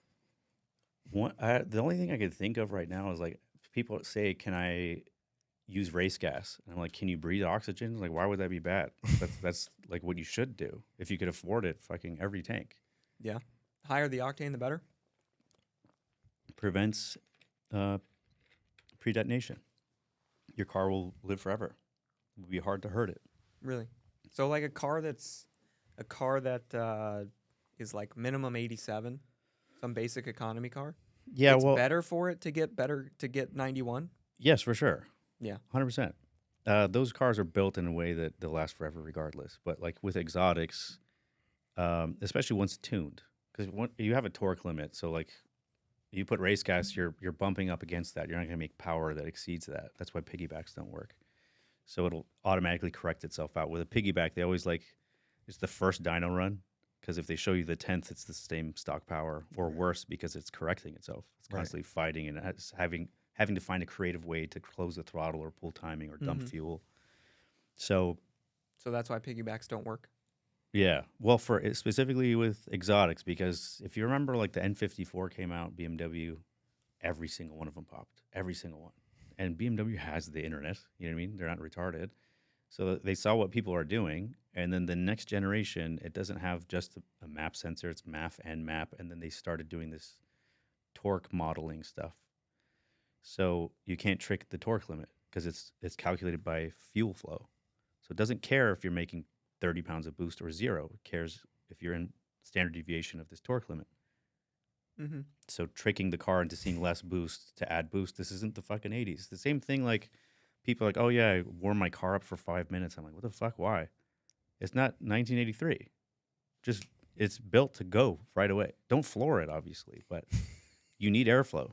Idling is terrible for these cars. So this is a hot topic. So you don't need to warm up your car Anything modern? No. to move. Well, if you're in an extreme climate. Not to floor it, but like Yeah, I you're can supposed turn to on the move car, right away. hit reverse, and go. Yep. I noticed this Temerario I don't takes live in forever that, to I'm not warm saying up. no. Okay, I'm not- Mr. Old School over You there. should at least warm your car up for 2 minutes. At least. No. 2 Yes. minutes. I At saw least 2 you. I minutes. saw you idling here. I was thinking about it. I was like, what, is he checking his phone or? When here on the 720 or Yeah, yeah. whatever. Well, 720 is, again, I'm always gonna start everything and let it roll at least a minute. That car, I will say its exception if it's tuned because of what fuckery might be in there. So if you're a McLaren owner, do it the old school way because you want to give yourself the best chance. of Electric surviving. cars are the only thing you turn on and just go. No, like that. bro. I'm telling you, it's supposed to be moved right away. Don't It's floor it. supposed to be moved. Yes. Not that you can. You're telling me that It's it's supposed to built be moved to be right away. turned on and immediately moved. Yes. Yes. Yeah, I don't know about That's that, how guys. they engineer it. Why would you not engineer That's the it whole that way? point of the cold start, right? That's why things get complex. Every generation I at more least, complex. at minimum, if I'm in a hurry, when I start it, I at least let my RPMs Okay. at least. So then why does that But happen? you realize that's for emissions. That has nothing to do with the car safety. It's just all about, again, I don't want to start the car when it's been cold, nothing's been circulating, nothing, and then all of a sudden I start it, go and just No, go. but it's not a brand new motor. I understand that There's too, but still it's just shit in there. it's just general health in the car. But you're also you're rolling at 2,000 RPMs, and then you're going up to 35, 4,000 RPMs. You're never You're gonna not hurt pushing it. it. Yeah. No, I keep when I especially my new place, I'm on like 1,500 RPMs the entire way up. But I at least give it 2 minutes just to Yeah. let temperatures at That's least crazy. get from cold start from 80 degrees, at least get to 110, Brother, 120 if temp. you lived in Wisconsin, I'd listen to this. But I'm telling you, between the two of us, I'm more of an expert on this. Yes? No? Maybe? If you lived in an extremely cold climate, because the oil can only get so viscous and would lose its viscosity at an extreme temperature, hot or cold. But for you in Southern California, turn cold start off and just get the fuck out of here. Get on with your day. You've got shit to do. I don't know about that one, Matt. I can't stand with you on that It one. doesn't matter if you don't know. I know. I just don't understand how that's if you're the only one that knows that, there's not I'm a not the single only person. one. There's not a single person that's ever said that. I've heard a lot of people say it personally. I've never heard a single person. Every car person I've ever met, nobody's ever had that. Ever. Not How- one car person ever. How many car people do you Like know Austin that for are smart as Valtronic that? is like he will start his car for 10 minutes without moving it. He's over the top with it. And he's And that's the guy that he builds exhaust. He knows a lot about cars he in that builds sense. exhausts. Yeah, he does. They do. They have in-house. They design everything in-house. They do. Correct. He does. Yeah, he's the one that started the company. He had to learn about it. I'm not touching this. I'm just being honest. You're the first car person I've ever met in my life that has ever said start and go. You're the only person I've ever met. Yeah, From executive level down to normal, random, old hot rod guys. Everybody. Hot rod guys, exactly. Yeah, from both levels. From old cars. People that drove old cars. From executives to hot rod guys. You're the only person that I've ever heard say Which start executives? And go. From whatever, again, car specific? Correct, yes. I'm sure the Engineering Explained dude has a video on this. There's also like, if it was an engineer, I would listen. What is the CEO now? Show me an engineer saying it and I'll believe it. I'm an engineer saying yeah, it. he is. He's kind of no. No? No. Okay. No. Meow, meow, meow. Well, because again, what exactly do you do? You change inputs, correct? Yeah, but if I did, you don't design the motor. You don't design the internal workings of the fuel lines and everything like that. If you did that, then I would believe you. But you change inputs. If I didn't know how it works, I wouldn't be able to do that. That is relatively fair. But to say it's designed to start and go, yes, there's no way. Think about it. A woman has to drive it, yes? Not exactly. Every car is designed for a woman to at least be able to get out of the driveway. Do you think they're sitting there warming up? So they design. Mine is. Mine's for sure warming shit up. Yeah, because you yelled at her and over antiquated information. My point is that they design it for stupid people. It has to be foolproof. All the tech, all the code. Think about how much time you wasted doing something you didn't need to do. First off, again, just cumulative. You'll never get that back. Whether you're supposed to do it, that's why he's dying on this hill. No, he doesn't want to accept that. Not at all, because this is the thing. He's just doing this because he likes to be against me all the time. This is a weird hill to die on. But regardless, this is the key component. Supposed to versus it's healthy for the car. You're telling me that there's no benefit to doing that at all in a car? No. Yeah, you're full of it. No. With the tech with even fluids, it's all designed to do exactly what you're trying to do mechanically. You're trying to... From at what point design this? Like at what time was everything changed? It's how old of a car are we talking? He's not saying to go floor it cold. No, I understand that. But to say that you can't start it at least for 60 seconds, let the car run, that's not healthy for the car. Let the fuel line circulate, let coolant circulate, everything. That doesn't make any sense. It's designed for you to drive right away. Cold start is to warm up the cats for emissions. A hot cat is doing its job. They don't give a fuck otherwise. Everything, the complexities for emissions. So you're thinking they're doing it because that protects your motor. No, it's the timing of it. The amount of time for that to happen like that is usually the amount of time for everything to circulate. Brother, that's why I do that. Have you seen a motor start from being completely dry, freshly built? Like a new? Yeah. No, I have not seen a new. I think that might change your perspective. So what year, what cars are you saying at what time? Well, the thing is that they're perpetually making it more complex to do this better and better, but since the fucking 90s. So everything 2000 you don't need to do anything. As soon as it's OBD2. That was 96. 96? You probably know that one better than me. I thought it was 98. No, I thought it was the year I was born. Yeah, anyone who knows E36 M3s know 95 OBD1. 96. So 97 onward, you don't have to do any of that shit. No, for sure no. Somebody fact check this on the comments of this episode because I'm going to do it once we're done. You're entitled to be wrong. I will accept that I'm wrong if it wasn't every single person I've ever crossed paths with. You're the first human being that has ever said this. This is the first thing that I think will go viral that I've said, but this argument will cause hell in a comment section. For sure. Yeah. That's why I wanted to stop on it. And talk about it a little more. All right. Because this is fantastic. Because honestly, I've always heard what you said. Okay. Modern cars, it doesn't matter. Don't go out and floor it, but you don't need to like warm the car up very long. And I know you are very particular about warming the cars up. Because it doesn't hurt. Sure. It does zero negative to just sit there. My time. For 2 minutes. The negative is my time. So. That's idling a car is bad. Yeah, and idling. I've always heard idling. Yeah. Idling a car 10 is minutes? bad. No. But 2 minutes, starting it, going from, again, 78 degrees to at least 100, 110 is not going to be anything bad for the car. Is one cigarette bad? I think 0 is better. So anyway, I've always heard this perspective. This doesn't make any sense. And then you get some people, the people that believe you got to warm it up, then they're very specific. Who do you know then that says that? Says what? Besides Matt, to go, not warm your car up. Who have we both encountered? Who do you know that I don't know that says that? Well, he didn't know to write this shit down. He didn't know he was going to be quizzed on it. But we know all the same car people. So I don't know who he knows that's saying to not do that. Everybody that I know in my wheelhouse of everybody, there's not one human being that you can ask that say, don't warm your car up. You're the only person that has ever said that. Well, now that you said this, there's You gonna be don't more. need to. Is the question? Is the answer? Don't need to. I've read it a lot on forums. Got it. A Now lot of it's the forum guys. now it makes a lot more Yeah. sense.Got it.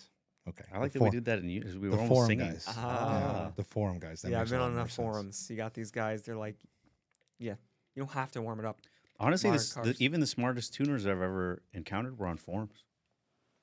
Like way smarter than the I don't people doubt I you guys are compete twisted. with. I don't doubt that at all. No, like You guys are intricate. some people that do things that have nothing to do with tuning. Like when you have a passion for like I have this car and I want to make this some way, they figure it the fuck out. Nobody's spending time on development. You realize like in my industry we just want to make money. They. Right. So I don't like I should say this, I guess. The 296, there's one person unlocking it, from my understanding. I'm gonna say something that I've heard. Don't take it to the bank, but like we talk to everyone in the industry. You know, this is the story I heard is that there's a guy who is unlocking and tuning it for a tuner, any tuner. So he'll do the unlock and the tune, and it's very cheap, and then you sell it to your customer, but you have no idea what the fuck's in there. And then it turns out we were asking like, okay, how are you tuning it? Because the unlock isn't out for everyone.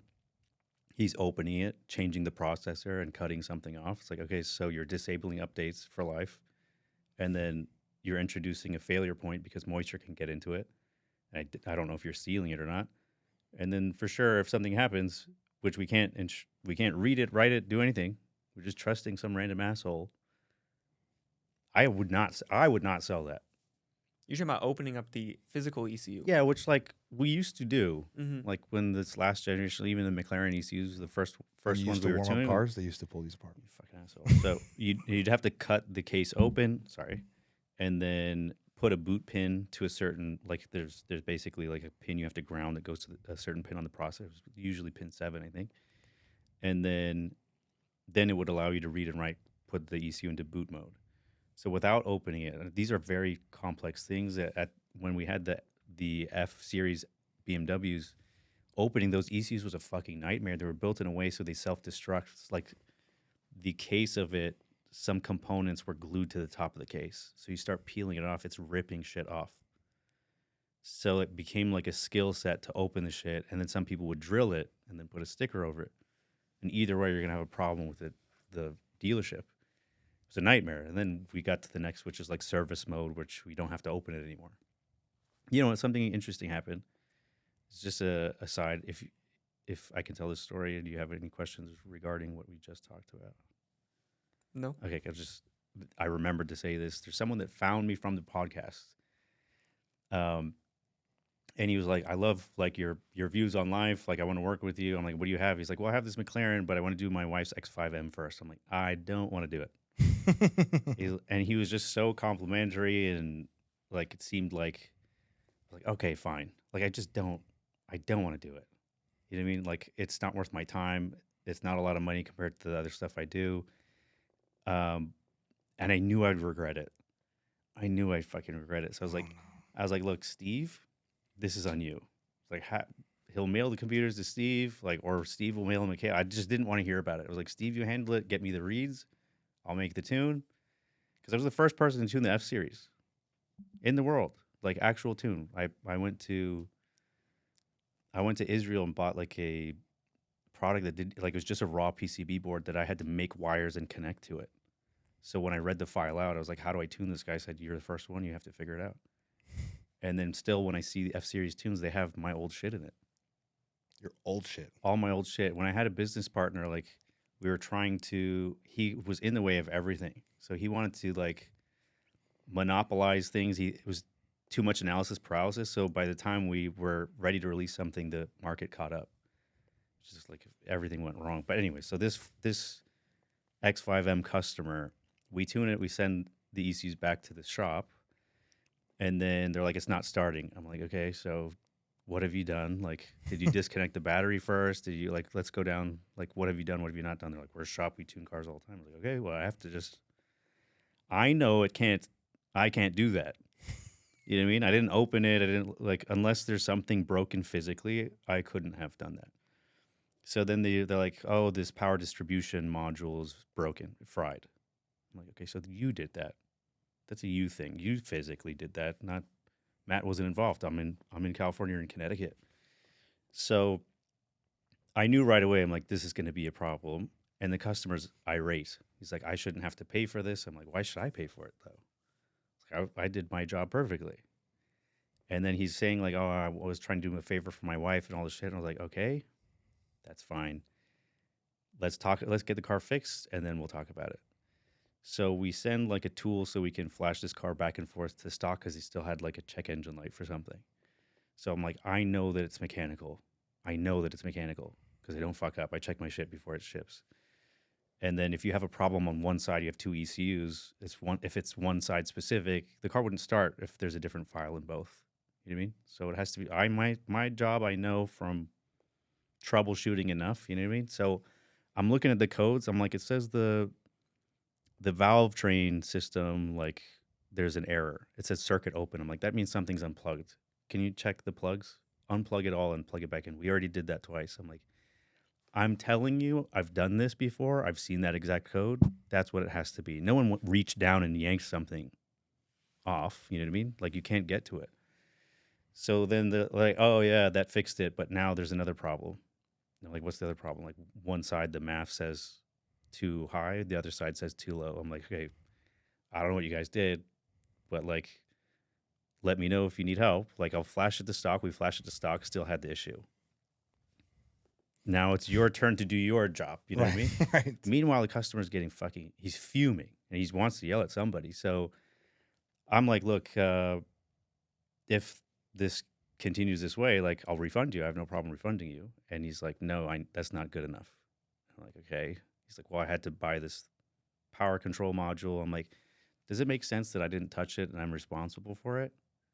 Because I know, like, the first F-Series I ever looked at when I was back in 2011 when I was at Power Chip, we disconnected the battery to look at the ECU. We didn't touch anything. We reconnected it. Power control module was fucked. So it's the way they removed it. I had to fix that. Fortunately, that car was under warranty. The dealership fixed it. But I know what that is. I've seen it before. So, like, you've fried something. It's distributed power to something it shouldn't. Something's fried. There's nothing that Matt is responsible for. But I heard his story, and I was like, I'll pay for it. What's your Venmo? I sent him the money. And then I was like, can you send my tool back, my dealer tool, because we have to send it to other dealers. We have to keep the lights on. And he's like, yeah, I'll send it, no problem. And the next day he calls me, and he's like, I realized if I send it, I lose my leverage. So I'm not going to send it until you buy me new ECUs. I'm like, whoa. You are not blackmailing me. Like, that's not happening. You're not holding my business hostage. It's like, there's no fucking way. Like, I will buy 10 more tools before I'm not the one. Like, all of a sudden you're getting a different Matt. Right. You know what I mean? So, like, I was kidnapped by the Russian mafia in Spain, and they fucked me up, and I still said, you have to kill me. I'm not fucking paying you. So you're going to hold my tool hostage? Get fucked. Like, I'll be on a plane, tell me in person, you know? So, like, I lost my cool. Like, how dare you fucking, like, I did this good deed effort, and then your immediate next thought is I'm going to hold you hostage. And I was like, okay, after calming down, I was like, okay, so I'll pay for new ECUs. You want to use a different tuner. You think it's my fault. I understand. What happens if that doesn't fix it? When? And he's like, you know what? I don't know. I'm like, okay, well, I'll pay for it, but let's see. And then later, I think some logic seeped in, and then he shipped the tool back. Took him a while, but he shipped it back. Didn't hear from him for months. When I was in Vegas with Steve, I'm getting a call. I'm like, who the fuck is? I'm like, oh fuck, it's that guy. So I pick up, and he's like, hey, just to let you know, like, yeah, I sold the car. I got my wife something else. There's something wrong with it still. I'm like, oh, so new ECUs didn't fix it. He's like, no. Anyways, one of the reasons I don't fuck with BMWs is because you have, like, it's a race to the bottom. That's something I realized is, like, the quality of product you get from me, like, I'm tailoring a suit for you. For a lot of people, off the shelf Target, fine. You know what I mean? And those are the, you know, no offense, but, like, there's a place for everybody in the market. Like, when when you're buying something from a server, it's different than what you're getting from me. So something automated, it makes sense that you want to sell volume. I can't sell volume because I'll fuck up. I have to keep a certain size. So my prices are going up. And I'm in more demand. It's like Richard Mille, there was like a print error. Do you know that story? No, say it. So it was supposed to be like 16,000. They added an extra 0, and then they sold out immediately, just from the price being high. They thought it was something, and that's just. I don't know if it was specifically that brand. No, I think you're right. I think I recall this story. Yeah. So like all this new stuff, especially with like the front end investment I've done, like the prices are going to reflect that. But also like there's nothing you can get in this market that's matte level. There's nothing. There's the service, reliability, integrity doesn't exist anywhere else. You know, like I was talking about that video someone had posted that people said it was about me. One of my dealers is who said that I think it's about you. I said, why? They said, well, he called us. He said, why are you using matte? And we said, he picks up when we call. He's here in 30 minutes and nothing blows up. And then immediately that video comes out. So I was like, I bet you if I bought a Temerario and became like the guy for that, that would be annoying. I think it'd be very annoying. The Temerario platform is going to be, I think, out of everything that's coming out right now, it's going to be the thing that lasts through the next 10 years. Even if it's modified slightly, like this platform, whatever shape it takes, there's so much potential. So much potential. So I also have to be careful with what I release. I'm not going to give the whole, like 100 wheel horsepower is fine for now. Right. For now. And then, you know, like one of my competitors told Steve, like he gave Steve a file. He's like, don't expect HD power from this, but it will work. And I was like, wow, like someone I don't talk to, we're direct competitors. We're not like, I've never met the guy, but I was like, fuck, like that felt good. Game respects game. Mm-hmm. Yeah. He knows. Is there anything you can tune from an OBD? None of the new exotic stuff. So I Urus? just, Urus is not the new ones. But did the you old ones, tune yeah. Destin's AMG GT through the OBD? Yeah. You can do that. Yeah. Most Mercedes or what? Again, older ones. Older All the new stuff is like there's new tech. Yeah. So there's Pre-2018 Mercedes. When you're saying new, you mean like 25, 2021. 26, right? yeah. So Like like you're doing 22 Uruses with OBD. 22, yes. 23 was the cutoff. Right. But I've seen you do it OBD on a 22 Mhm. years before. Okay, but I'm not losing my mind. Yeah, when Sean from Exotic Yeah. Car Factory had called me the other day. That was So, just like, a flash. That's got to be nice. That's another thing is like it's Friday. Like I had plans. I was going to dinner. He's like, we have an emergency. The car's being picked up. We need it flashed back to stock. And we were trying to figure out logistics. I was gonna go to the gym and then go to dinner. I don't really have time. Like, can they meet me at the gym? And he's like, I was like, never mind. I'm on my way. Don't worry about it. I just went there, did it quick, and then Bounce. did my shit. So like, that's, How many people are willing to do something like that? Well, that's kind of my point. So the way I've grown is just being that person. Being a good person. Word of mouth, being a good person. And if you can be in business for 10 plus years, you're chilling at that point. Because you're an expert at your craft. You've been in it for how long? 2009. Not fucking bad. And it's only going to get better and better and better. I can't wait to what you do on this. And I can't wait to see what happens on the 296 too. Yeah. Well, I'm not in charge. I talk to AutoTuner all the time. I bother one of their engineers. Right. I'm like, when the fuck, man? Like, my whole life is dependent on this. I don't think you guys understand what I'm saying. The revival of the 296 market is on that man's shoulders right shit. there. That's what you guys don't understand. If the only way that car's price point jumps is if that man makes it exciting. Because if not, that shit ain't going anywhere. That's a mid-twos car. Is the Temerario going to hold value as well? Lose value or hold it as well? Or is it going to Lose lose value value as as well. much? I think everyone's scared with hybrids of playing hot potato. Like, who's the asshole holding it when the hybrid system has a fault? Either a motor problem or a replacement battery. I worked with a shop. They did a 918 Spider with someone else, and it failed during the flash, and the hybrid battery needed to be replaced. It was $250,000. Ouch. Oh, you know what we have to talk about What? before this is over? The Luce. La Luce. The that Ferrari fucking Luce. abomination. Are we Yeah. close to the end? Fuck. I mean, we've been Yeah, we're- going for over an hour and a half. So, Okay. Can I go on a diatribe? De Luce? I'm sorry. diatribe. Yeah. You got to Yeah. tell him what a diatribe is Yeah, first. yeah. I Spell did it out for me, earlier. please. Yeah, I said a diatribe earlier. She's like, what is that? Like a No monologue. SAT words over there. No, not at all. The yeah, dude, the Luce. That's so I got finger so tats, so- crazy. I've heard from a inside source Yeah. that Ferrari, everyone at Ferrari's pissed. All Okay. the engineers, the board members, no one wants it to happen. That's That's what makes Do you want me sense to not to say that until you go on your diet? No. Do your, This- do your it's- diatribes. It relates. Well, like Diatribe. I, The CEO pushed it through. The CEO got his mind. He wanted this to happen, and he did it. yeah, Even down to the Apple thing. Like, Apple was like, oh, Apple's going to do, like, an Apple car one day, all that stuff. He's like, Apple's the pinnacle of, like, technology. Ferrari's the pinnacle of motoring. If there's an Apple car, it needs to be a Ferrari. So he hires the Apple designers to make it Apple-y.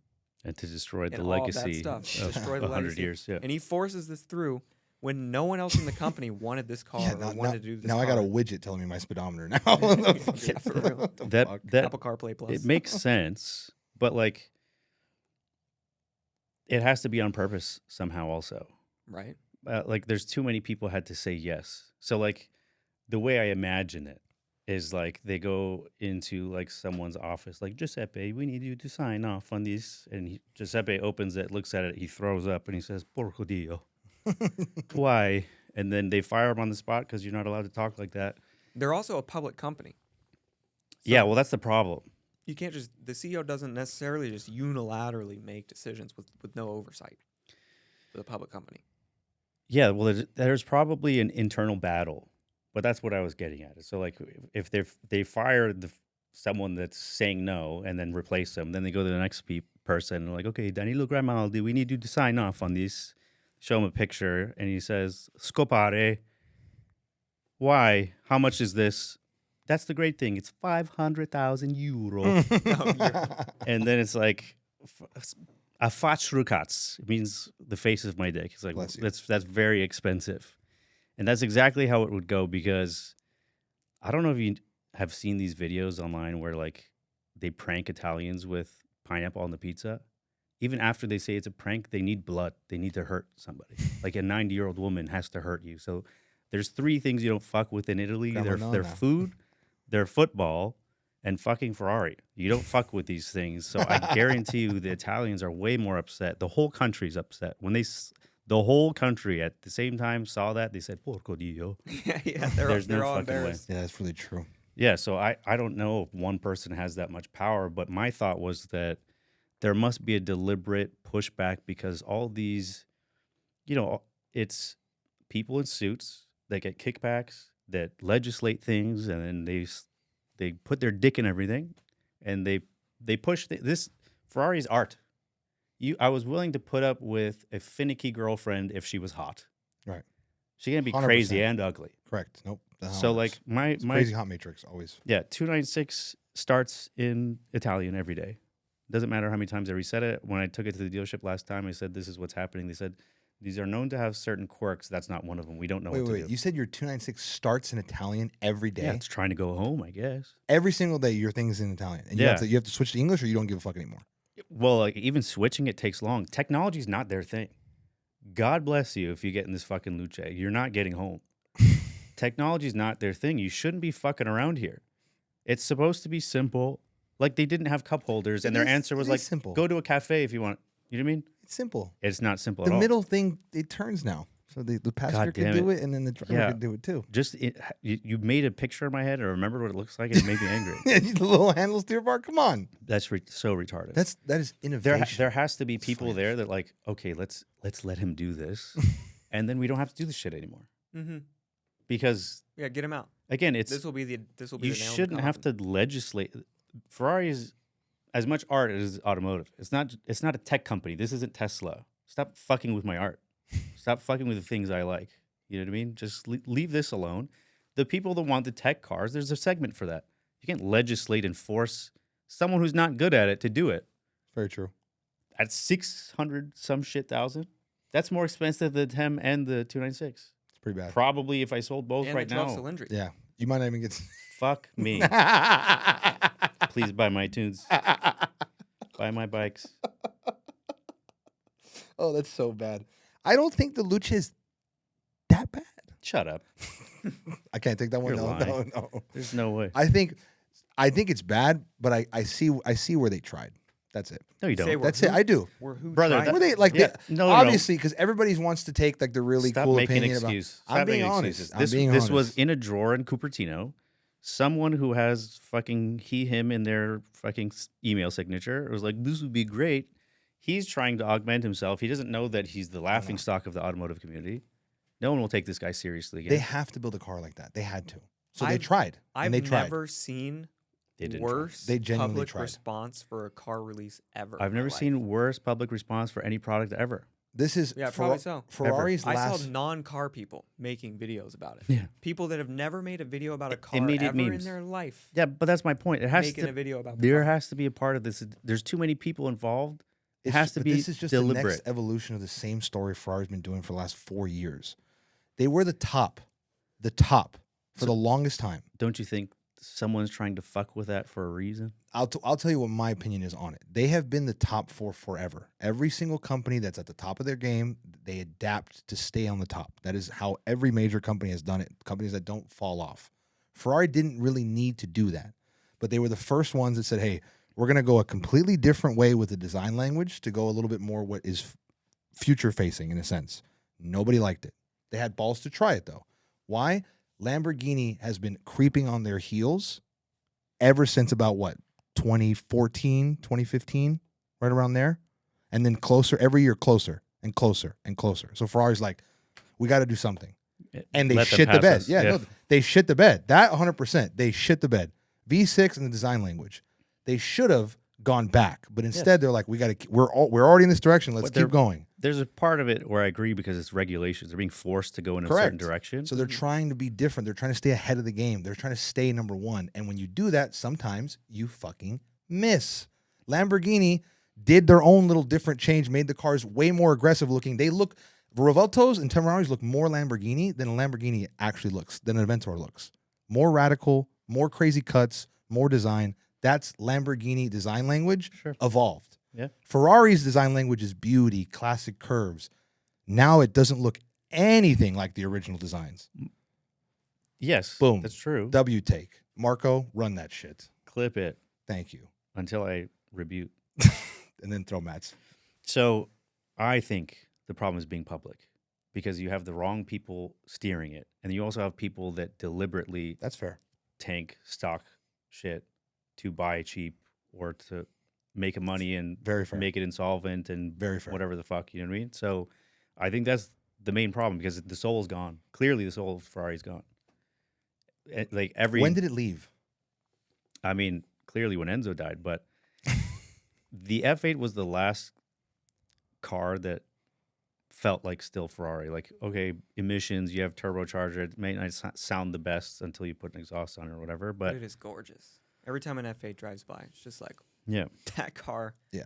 Really is. every angle's good. The 296 came out, it was like, it's very meh. You want the hot Very take? meh. The hot take. Ferrari died when Pininfarina was gone. Of course. That was like 100%. the actual point. Because Yeah. 488s, design wise, I think they're hideous. Really? Design wise. Hideous. they're not sharp enough. That's a bold move. They are. It's the, They're I not feel like sh- the F8 is the same thing. It's 360 not. No. It's not the 360 same to thing. 430, they've been doing this the whole F8, time. you cannot tell me 488 F8 isn't the same thing. They are drastically different. I guarantee The you, F8 is extremely sharp any, everywhere. any and the woman F8 would is think that's rounded. the same car. Woman. That is not a metric of measurement in this conversation right now at That all. means they're close The enough. Pista is No, one of the they're most not. beautiful Ferraris ever created. Correct. And what did they take? They took the 488 and they made it sharper and they made I'm saying everything that's- more sharp. That's not a Pininfarina design. I know that, but they died when they came out with the 488. When they went 458 to 488, you can look at both of those cars and go, we went backwards. You put a 458 and a 488 together, you tell me they went forwards with that car? The It front end looks design. almost exactly the same. It's a little drastic. Okay. I don't think it's drastic. To the uninitiated, it looks like they can't tell the difference. You have to wait till it passes you, like how many exhaust pipes there are. I own this car. F12 or A12 design. Well, F12. All day like long. an F12 TDF, I would prefer. Really? Yeah. You said 812 I've made this argument in the F12. past, and you I've took changed. A12 to I the changed. grave F12. multiple times. F12. Why? Design wise, the look of it, specifically the front end. The rear end, I go 812. The front end, and even like to the fenders, Yeah, the side, F12, the side yeah. profile is, Yes. is way better on the rear, F12. rear, I'll take the 812. Mhm. But everything else, I take the F12. just barely, to be honest, on Yeah. the rear. Like for me, it's probably like 20% better. Yeah, For me, I'm with you Yeah. on the rear, but yeah, So every other angle. it's I'd take the everything. F12. That's when it started, because then they started to try to reinvent the wheelhouse, and then became the V6 switch, and that was the beginning nail in the coffin. Yeah. And now the Lucia is literally like, all right, kick it down the road. We're done. That's it. Again, I feel like it's very deliberate. I don't think that's an accident. So you feel like they're deliberately doing Someone this? is tanking the shit on purpose. You think so? Has to be. I told you, like, the Italians will die. Like, Ferrari's part of their culture. It's in everyone's DNA. I was talking to the owner of the Lambo dealership, and even he was like, he has Ferrari pride. Do you think they got together and they were like, all right, Ferrari, you guys had a really good run. We're going to get Lambo do their thing. So you guys start doing shit like this. Lambo, dial it up. Go crazy. I wasn't in the room, but something fucky's going on. No, 'cause I agree. Someone wants to buy it back private. I did see Maybe. I did see like someone have, like, you know, he had a whiteboard and he's like, oh, either you buy up old inventory of rare cars, you jack up the price because you're tanking the current models, and then you sell off. I don't know if that's a thing. I know the video you reposted. Yeah. That was more for the secondary market deliberately. Yeah, but he was saying that Ferrari corporate was doing that. Correct. Right. They're That's the where the ones buying all the disconnect old is. cars. Why would they do that? Yeah, fuck it. It seems like you're ruining brand equity of. Because the biggest problem is Ferrari makes no money off of used cars changing hands. Be careful. Because I know what you mean, but the way that I see it is the owners that made Ferrari where they're at, those guys that own those cars are benefiting. When you talk about kickbacks and everything else in between, imagine you're sitting on a car that just went up $10 million on the auction because of Ferrari doing everything dog shit. You don't think they're seeing anything on the back end of that? Collector guys, Enzo's, why the fuck am I blanking on the fucking one that's like stupid, ridiculously expensive? The old one. F50? The first one, the fucking old one. F40 is No. less than the F50. The one that's like, 288 GTO? Oh, the 250 GTO? that one. You tell me the old guys that own Those those are going fucking. down. People are. But yeah, old what guys do those selling cost it. right now? The last one was 39 mil. You're telling me an old guy that built Ferrari's branding way back in the day that owns one of those fucking things, and one of those they start liquidating prices or whatever they do, all the laundering that's going on in the auction business, you don't think Ferrari execs are getting some of that on the back end? How? What do you mean how? I mean, Art how? galleries, all this kind of shit, crypto, all kinds of shit. What do you mean? Okay, so you're okay. I understand. To add on your point, and what I know he means is like they don't Ferrari directly doesn't get any benefit for their old cars going up, but the owners do. The owners made the brand, and if they're seeing all this pop, and if the speculation of the theory of Ferrari doing this on purpose for that, their kickback comes from these cars skyrocketing in value. What about like SVJ's skyrocketing? But you How do think the justify kickback that? outweighs the fact of No, just I don't. building good cars? That No, that not at sell? all, not at all. But I'm saying to play into his theory, that's what be happening. But it's not isolated with Ferrari. There's a lot of old stuff that's going up. Porsche, Ferrari, and then SVJ. now SVJ Roadster, SVJs as well, V12s. That's what's going up. NA V12, NA V8. So everyone got together and said, "Hey, let's." No, I'm not saying. money I'm saying specifically to add to your point of the conspiracy theory that you talked about, that you reposted on your Instagram. Did I repost it? You did. That's how I saw it. It was an accident. That's how I saw the video. I know exactly what you're talking about. It's kind of like a chunky, pale white guy that like is drawn. I know the exact video you're talking It was about. kind of rude. You didn't have to do that. But you knew the exact video. You knew I saw the video by describing it. Yeah. I know his Thank name, and you. now I feel bad for saying it because you just described it. I don't know his name. I don't know who he is. My bad, bro. My bad. But that's an accurate description of him. Yeah. Okay. Okay, thank you. Yeah. So that's my whole point. To add to your conspiracy theory, 100%. The auction business, the shit that's going down in the auctions right now, you can't tell me that there's no manipulation on the back No, end of something that. fucky's going on. Also, anytime stuff goes up like this, I'm like, oh, something bad's about to happen in the economy, You also have dealers and that happened. that are buying the floor cars on hot markets and then just relisting them higher, like Porsche San Luis Obispo. Mm-hmm. In all the hot markets, 765 LT, GT2 RS, 812 GTS. I literally just saw this week. There was an 812 GTS listed at Ferrari Austin. It was up for a week. Okay. For $585,000. It was the last car available under $600,000 because the stock's been people have been buying those up. Yeah. That market is Yeah. literally within the I get past questions all the 2 time. weeks Yeah. has been flying up. and that was the last one listed under 600,000. Well, they bought it. Well, I'm assuming because one day it's at Ferrari Austin for 585,000. 2 days later, it's listed at Porsche San Luis Obispo with no photos for, want to guess how much? From 585? $699. $799. No way. Fuck me. $799. And now the cheapest listed 812 GTS is that doesn't have accidents, that's not salvage title, like the cheapest clean car available in the market is $685,000, and it's a super basic spec, like horrible sticker. It's but now because- that's the cheapest. Because no one wants the 12-cylinder.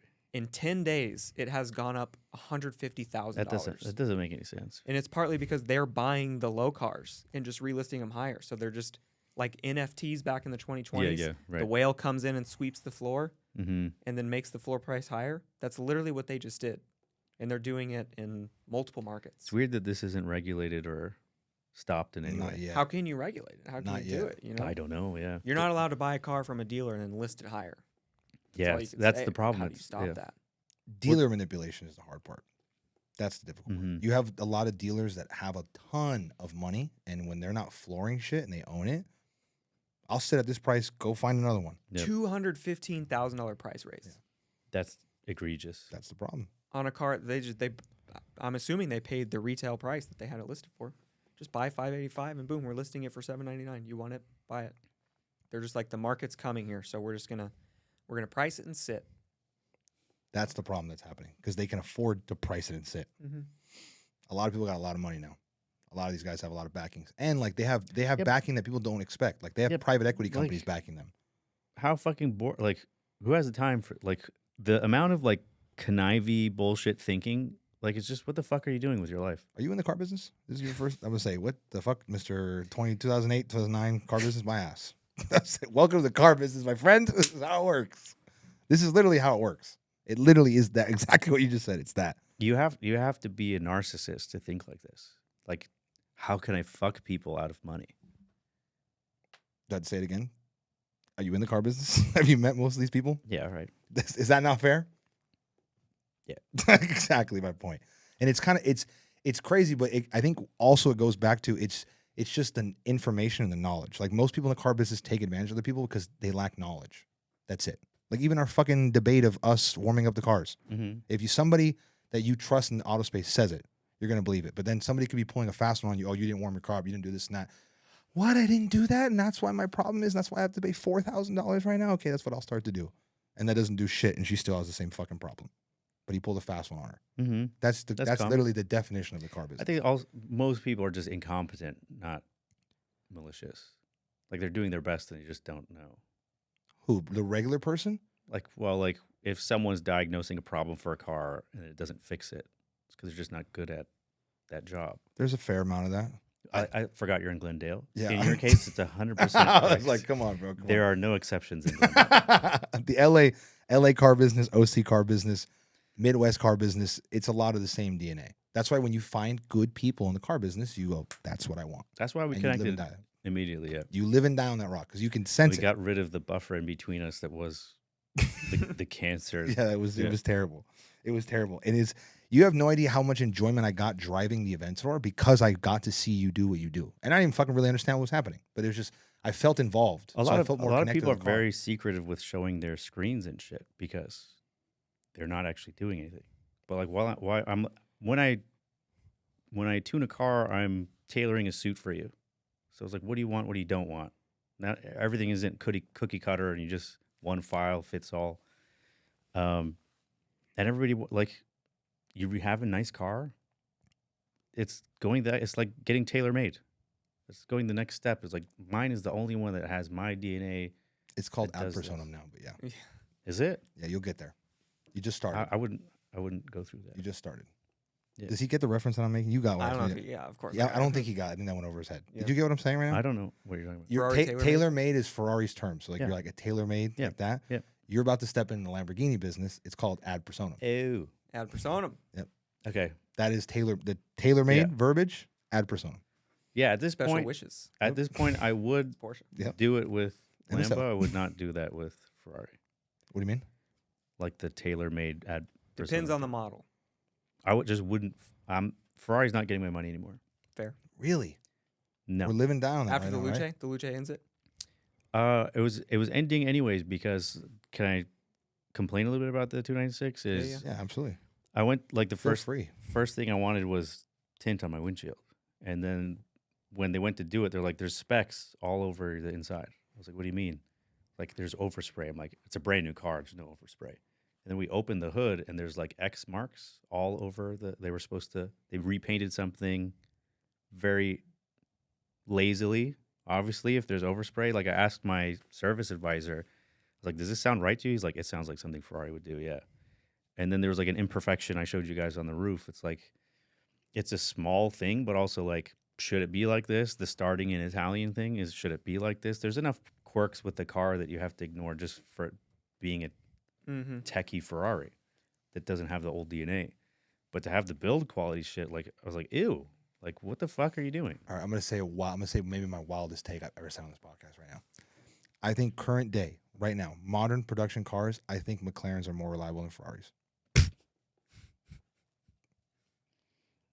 I said it. I wouldn't go that far. I said it. Coming from a 750 owner, that car feels more solid than anything I've ever driven. I like that you thought that would give you some kind of credibility. I'm not going for credibility. I'm going for hot takes, baby, and that's the hottest one on this. That's the hottest one on the block. But I guarantee you, at least McLaren, what they're turning out right now, it's not normal McLaren. They're actually turning out some relatively reliable vehicles. Knowing a little bit about the back, I had a friend that worked in quality control there. Mhm. So much would have to change for me to believe you. Oh, from like some of the stories you've heard and stuff like that? Mhm. I'm telling you, from just owners of 750s, they're a lot more reliable. Arturas, maybe not. But 750 specifically, this might be the most reliable car they've ever made. Because of the hybrid system, you're saying Artura? No, I've know Artura owners, they didn't have a good experience. Yeah. 750s. Issues I've heard. The common, I haven't heard a 750 owner go, my shit sucks.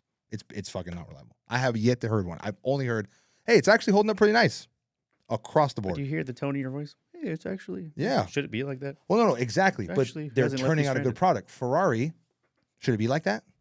No. For Exactly. Sure it should be. McLaren has a reputation for it, and now they're fixing it. Ferrari has that reputation for being fucking, and now they're ass bags. I've heard a lot of things about Ferrari, like delivery paint quality. Yeah, same. Yeah, Bad shittier. stories. Yeah. Yeah. Over time getting shittier and shittier. Well, like You on guys heard it here delivery, first. like you need to fucking color sand it. Yeah. It's like, what the fuck are we doing here? That's fucking terrible. There's no way. What are we doing? I'm telling you, McLaren makes better cars now than Ferrari.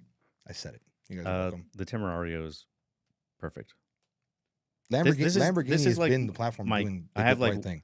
One kid that went to like an Ivy League and one who's in the basement. Yeah, he's chained up out back. What? How? Yeah, he's here. Rank your cars in order of how you like them. Oh, this is gonna be weird, but my That's why I want you to do it. 57 Speedster replica is my favorite. Number one. It's obviously fucking dog shit slow, but it's. You like old shit. We said it. I've been an old soul my whole life. I listened to KRS 101 as a kid, which now it's like fucking 80s, but when I was a kid, it was like doo-wop. Mm-hmm. And I only listened to oldies in it. But I, as a kid, for some reason, just wanted to do that. Like a 57 Speedster, rolling down PCH, listening to fucking ancient music, Sam Cooke. And everybody loves it. Like, it changes people's day. People are super happy to see it. When you're driving an exotic, a lot of people side-eye you, or they're like when they're staring at you, or they get in your blind spot, which bothers the fuck out of me. Happens in the M Coupe too. And I'm still not used to, like, when people are staring at me, like, what the fuck are you? Oh yeah, so I'm driving like a Skittles colored car. But that just the feeling it gives me. Like, I can't sell it. I can't sell that at all. So that's number one. Number two, I might have changed from Modena to the Temerario. Wow. Really? In one day. Wow, man. Wow, that's One big. Guys, that's day. massive. You guys don't understand. That car specifically, that's massive. Yeah, because Wow. I when people like, did you sell anything? I'm like, no, I just don't. I don't know what I'm gonna do with all this shit. Like, I haven't had all my cars at home yet. Right. Right. We're not there yet. We're not Just there. have We're not there yet. Hopefully, I sell enough tunes to have a bigger garage. But the Modena, I always tell people, is like, you'll be lowering me in the ground in that. Like, I want to be buried in it. Right. That'll be my casket. Right. Not like in a Paul Walker way, but like, I won't sell it. It's not a perfect car. It wasn't a perfect example, but that driving experience that's the golden era. When I became conscious, I was like, gated manual, it makes the right noises. I don't give a fuck that it's slow. So the car wash guy asked me in the 296, how fast have you got? And I was like, fucking, I'm 41 years old. What the fuck are you talking about? I'm Right, not we're a not teenager. 6. Yeah, we're not 6 years old. Like Anymore. what? Like just risk my life for no reason or other people's lives? Like I do it sometimes. We did it last night. In Mexico, of course. Yeah, it was a quick trip. But yeah, the Modena now might be third, I think. Okay. But just because this exceeded any expectation I had. Which excites me because Matt's only going to make that car way better. So I can't believe it already. Yeah, then it would be the M Coupe. 4. That's 4. And then it's the DBX, obviously. But I have 6. What am I missing? And then the 296 is last. Oh, I didn't even talk about that. It's in the basement. It's in the basement, literally. So the I wanted to correct you, but I think that's the right order. That's the right order, baby. Like, there genuinely isn't a lot of miles on it. It just sits at my house. And the other times it sat at the dealership. Like, I don't actually miss it. But one day without the bull. I said I wasted it on a story. I should have a post. I said, my first bull, not my first rodeo. I regret fucking wasting that. But it was a great line. It was a great you can use it line. again. Okay, thank you. You're very clever, Matt. Sometimes. So to end it off real quick, can you just describe why the Temerario in one day has made that much of an impact? What about it has been so perfect? It's the natural progression of the last thing. They had to work with certain constraints as far as technology. They had the soul of the previous thing. Whether you like that or not is up to you. And design-wise, they were true to the old thing and made it crazier, which is what you expect. And then everything that it's supposed to do, it does. Like I was talking about the front lift. You press a button, it's up immediately. You press a button, it's down immediately. And at 40 miles an hour, it'll start to lower automatically. But in my 296, like in between speed bumps, I have to press this haptic button constantly. And then it's in Italian, it tells me to fuck myself. And then, like, I'm risking the rear diffuser, the front bumper. Like, it's an emergency thing. When I press a button, I need it to work. Who's fucking haptic feet? These are the people you want an electric car from. So I feel like German engineers, obviously, they're like, well, someone's going to do this, so how do we do this? The question didn't exist in Italy. No one asked the question, what mile an hour do you think is good or not? Right. Because it's the wrong one. It's the wrong mile an hour, period. Like, it's a problem for me. Right. In addition to many other things. But one thing that Ferrari, to be like, I haven't said anything good about it. They probably won't sell me anything again. I'll get a cease and desist like fucking dead mouse. Storage space. Great gas mileage, which is not why you buy the car. Like, I don't give a fuck. It's not a Camry. Yeah, on a long trip, it was like, fuck, like, it's not moving at all. It's great. More hybrid battery capacity, which, again, that's not what I have it. I don't care. Storage space. Bigger trunk and more space behind your seat. So if you're going on a road trip or whatever, way more utility than the Bull. But cabin space, you have more in the Bull, as you saw. Yeah, 100%. I mean, you were squeezed into the 296. 100%. I can't even see over the steering wheel, and you were jammed in there. Ferraris always have big frunks. It's a very Ferrari thing. Yeah, the Modena's is huge. You could put a body in it. Yeah, I can fit. I've done it. My one quirk with Lambos is always the center console from the Aventador and the Huracan. It made it tighter than it needed to. That car, center console, since it's a little bit more like, it's kind of almost like it reminds me of it's going to sound stupid, but it sounds like, it almost reminds me like a 600 LT center console, where it has like the console comes up and then it has like a little undersection like that. Makes more room for my knee. Before the Aventador. Doesn't the 296 have that? Yeah, that's why Ferraris have always worked for me. Lambos were always tighter because the Aventador has a fucking old 1960s computer that's sitting in the middle of the fucking thing. Now this car, I actually have a little bit more room, which makes it even better. Gotcha. Okay. Does that make sense? It makes it more Ferrari. Ferrari, I like my 812 was the only car I actually ever fit in like a normal person. I'd have to sit weird. I'd have to duck my head. I was a normal human in that car. Every other car, like my 750, I don't sit like a normal person. I'm like slightly slouched. My head's kind of down. Yeah. Because I'm like this in the car. Yeah. That car makes it easier. It's weird that you don't have back issues. I have back issues. Oh, okay. I'm a big man. It sucks being in these cars sometimes. So I can't even go like rallies sometimes are not the best for me. Because a long time being Yeah, a long time being uncomfortable. Or my knee will be at an awkward angle and I'll get out and like next thing you know, my knees are all cooked. It's fucked, man. I was surprised with like the longest I drove it with Steve on a road trip. And he was complaining. I felt fine. Like driving for a long period of time, like my ass didn't hurt at all, but Steve's did. But that's because I fucked him in the ass. That was like that. All right. We got it ended on that one or what? Thank you for coming on and thank you for bringing the cars. I love you a lot, Matt. Same. Thank you for a good time always. Yeah, it was fun. Always fun. For those of you guys with a Temerario or anything on that Lamborghini platform, you know where to go. Actually, call us first and then. Yeah. We'll let you. I'll get it to Matt. I'll be the buffer because you heard Matt dislike with people. So hit me. I'll talk to you all day long. No, if you're giving me money, I will listen. Oh, that's the barrier drop right there. If you give me dollars, I will respond more than a K to you. There you go. All right, guys. Not much Supercar Connection. We're out. See you guys.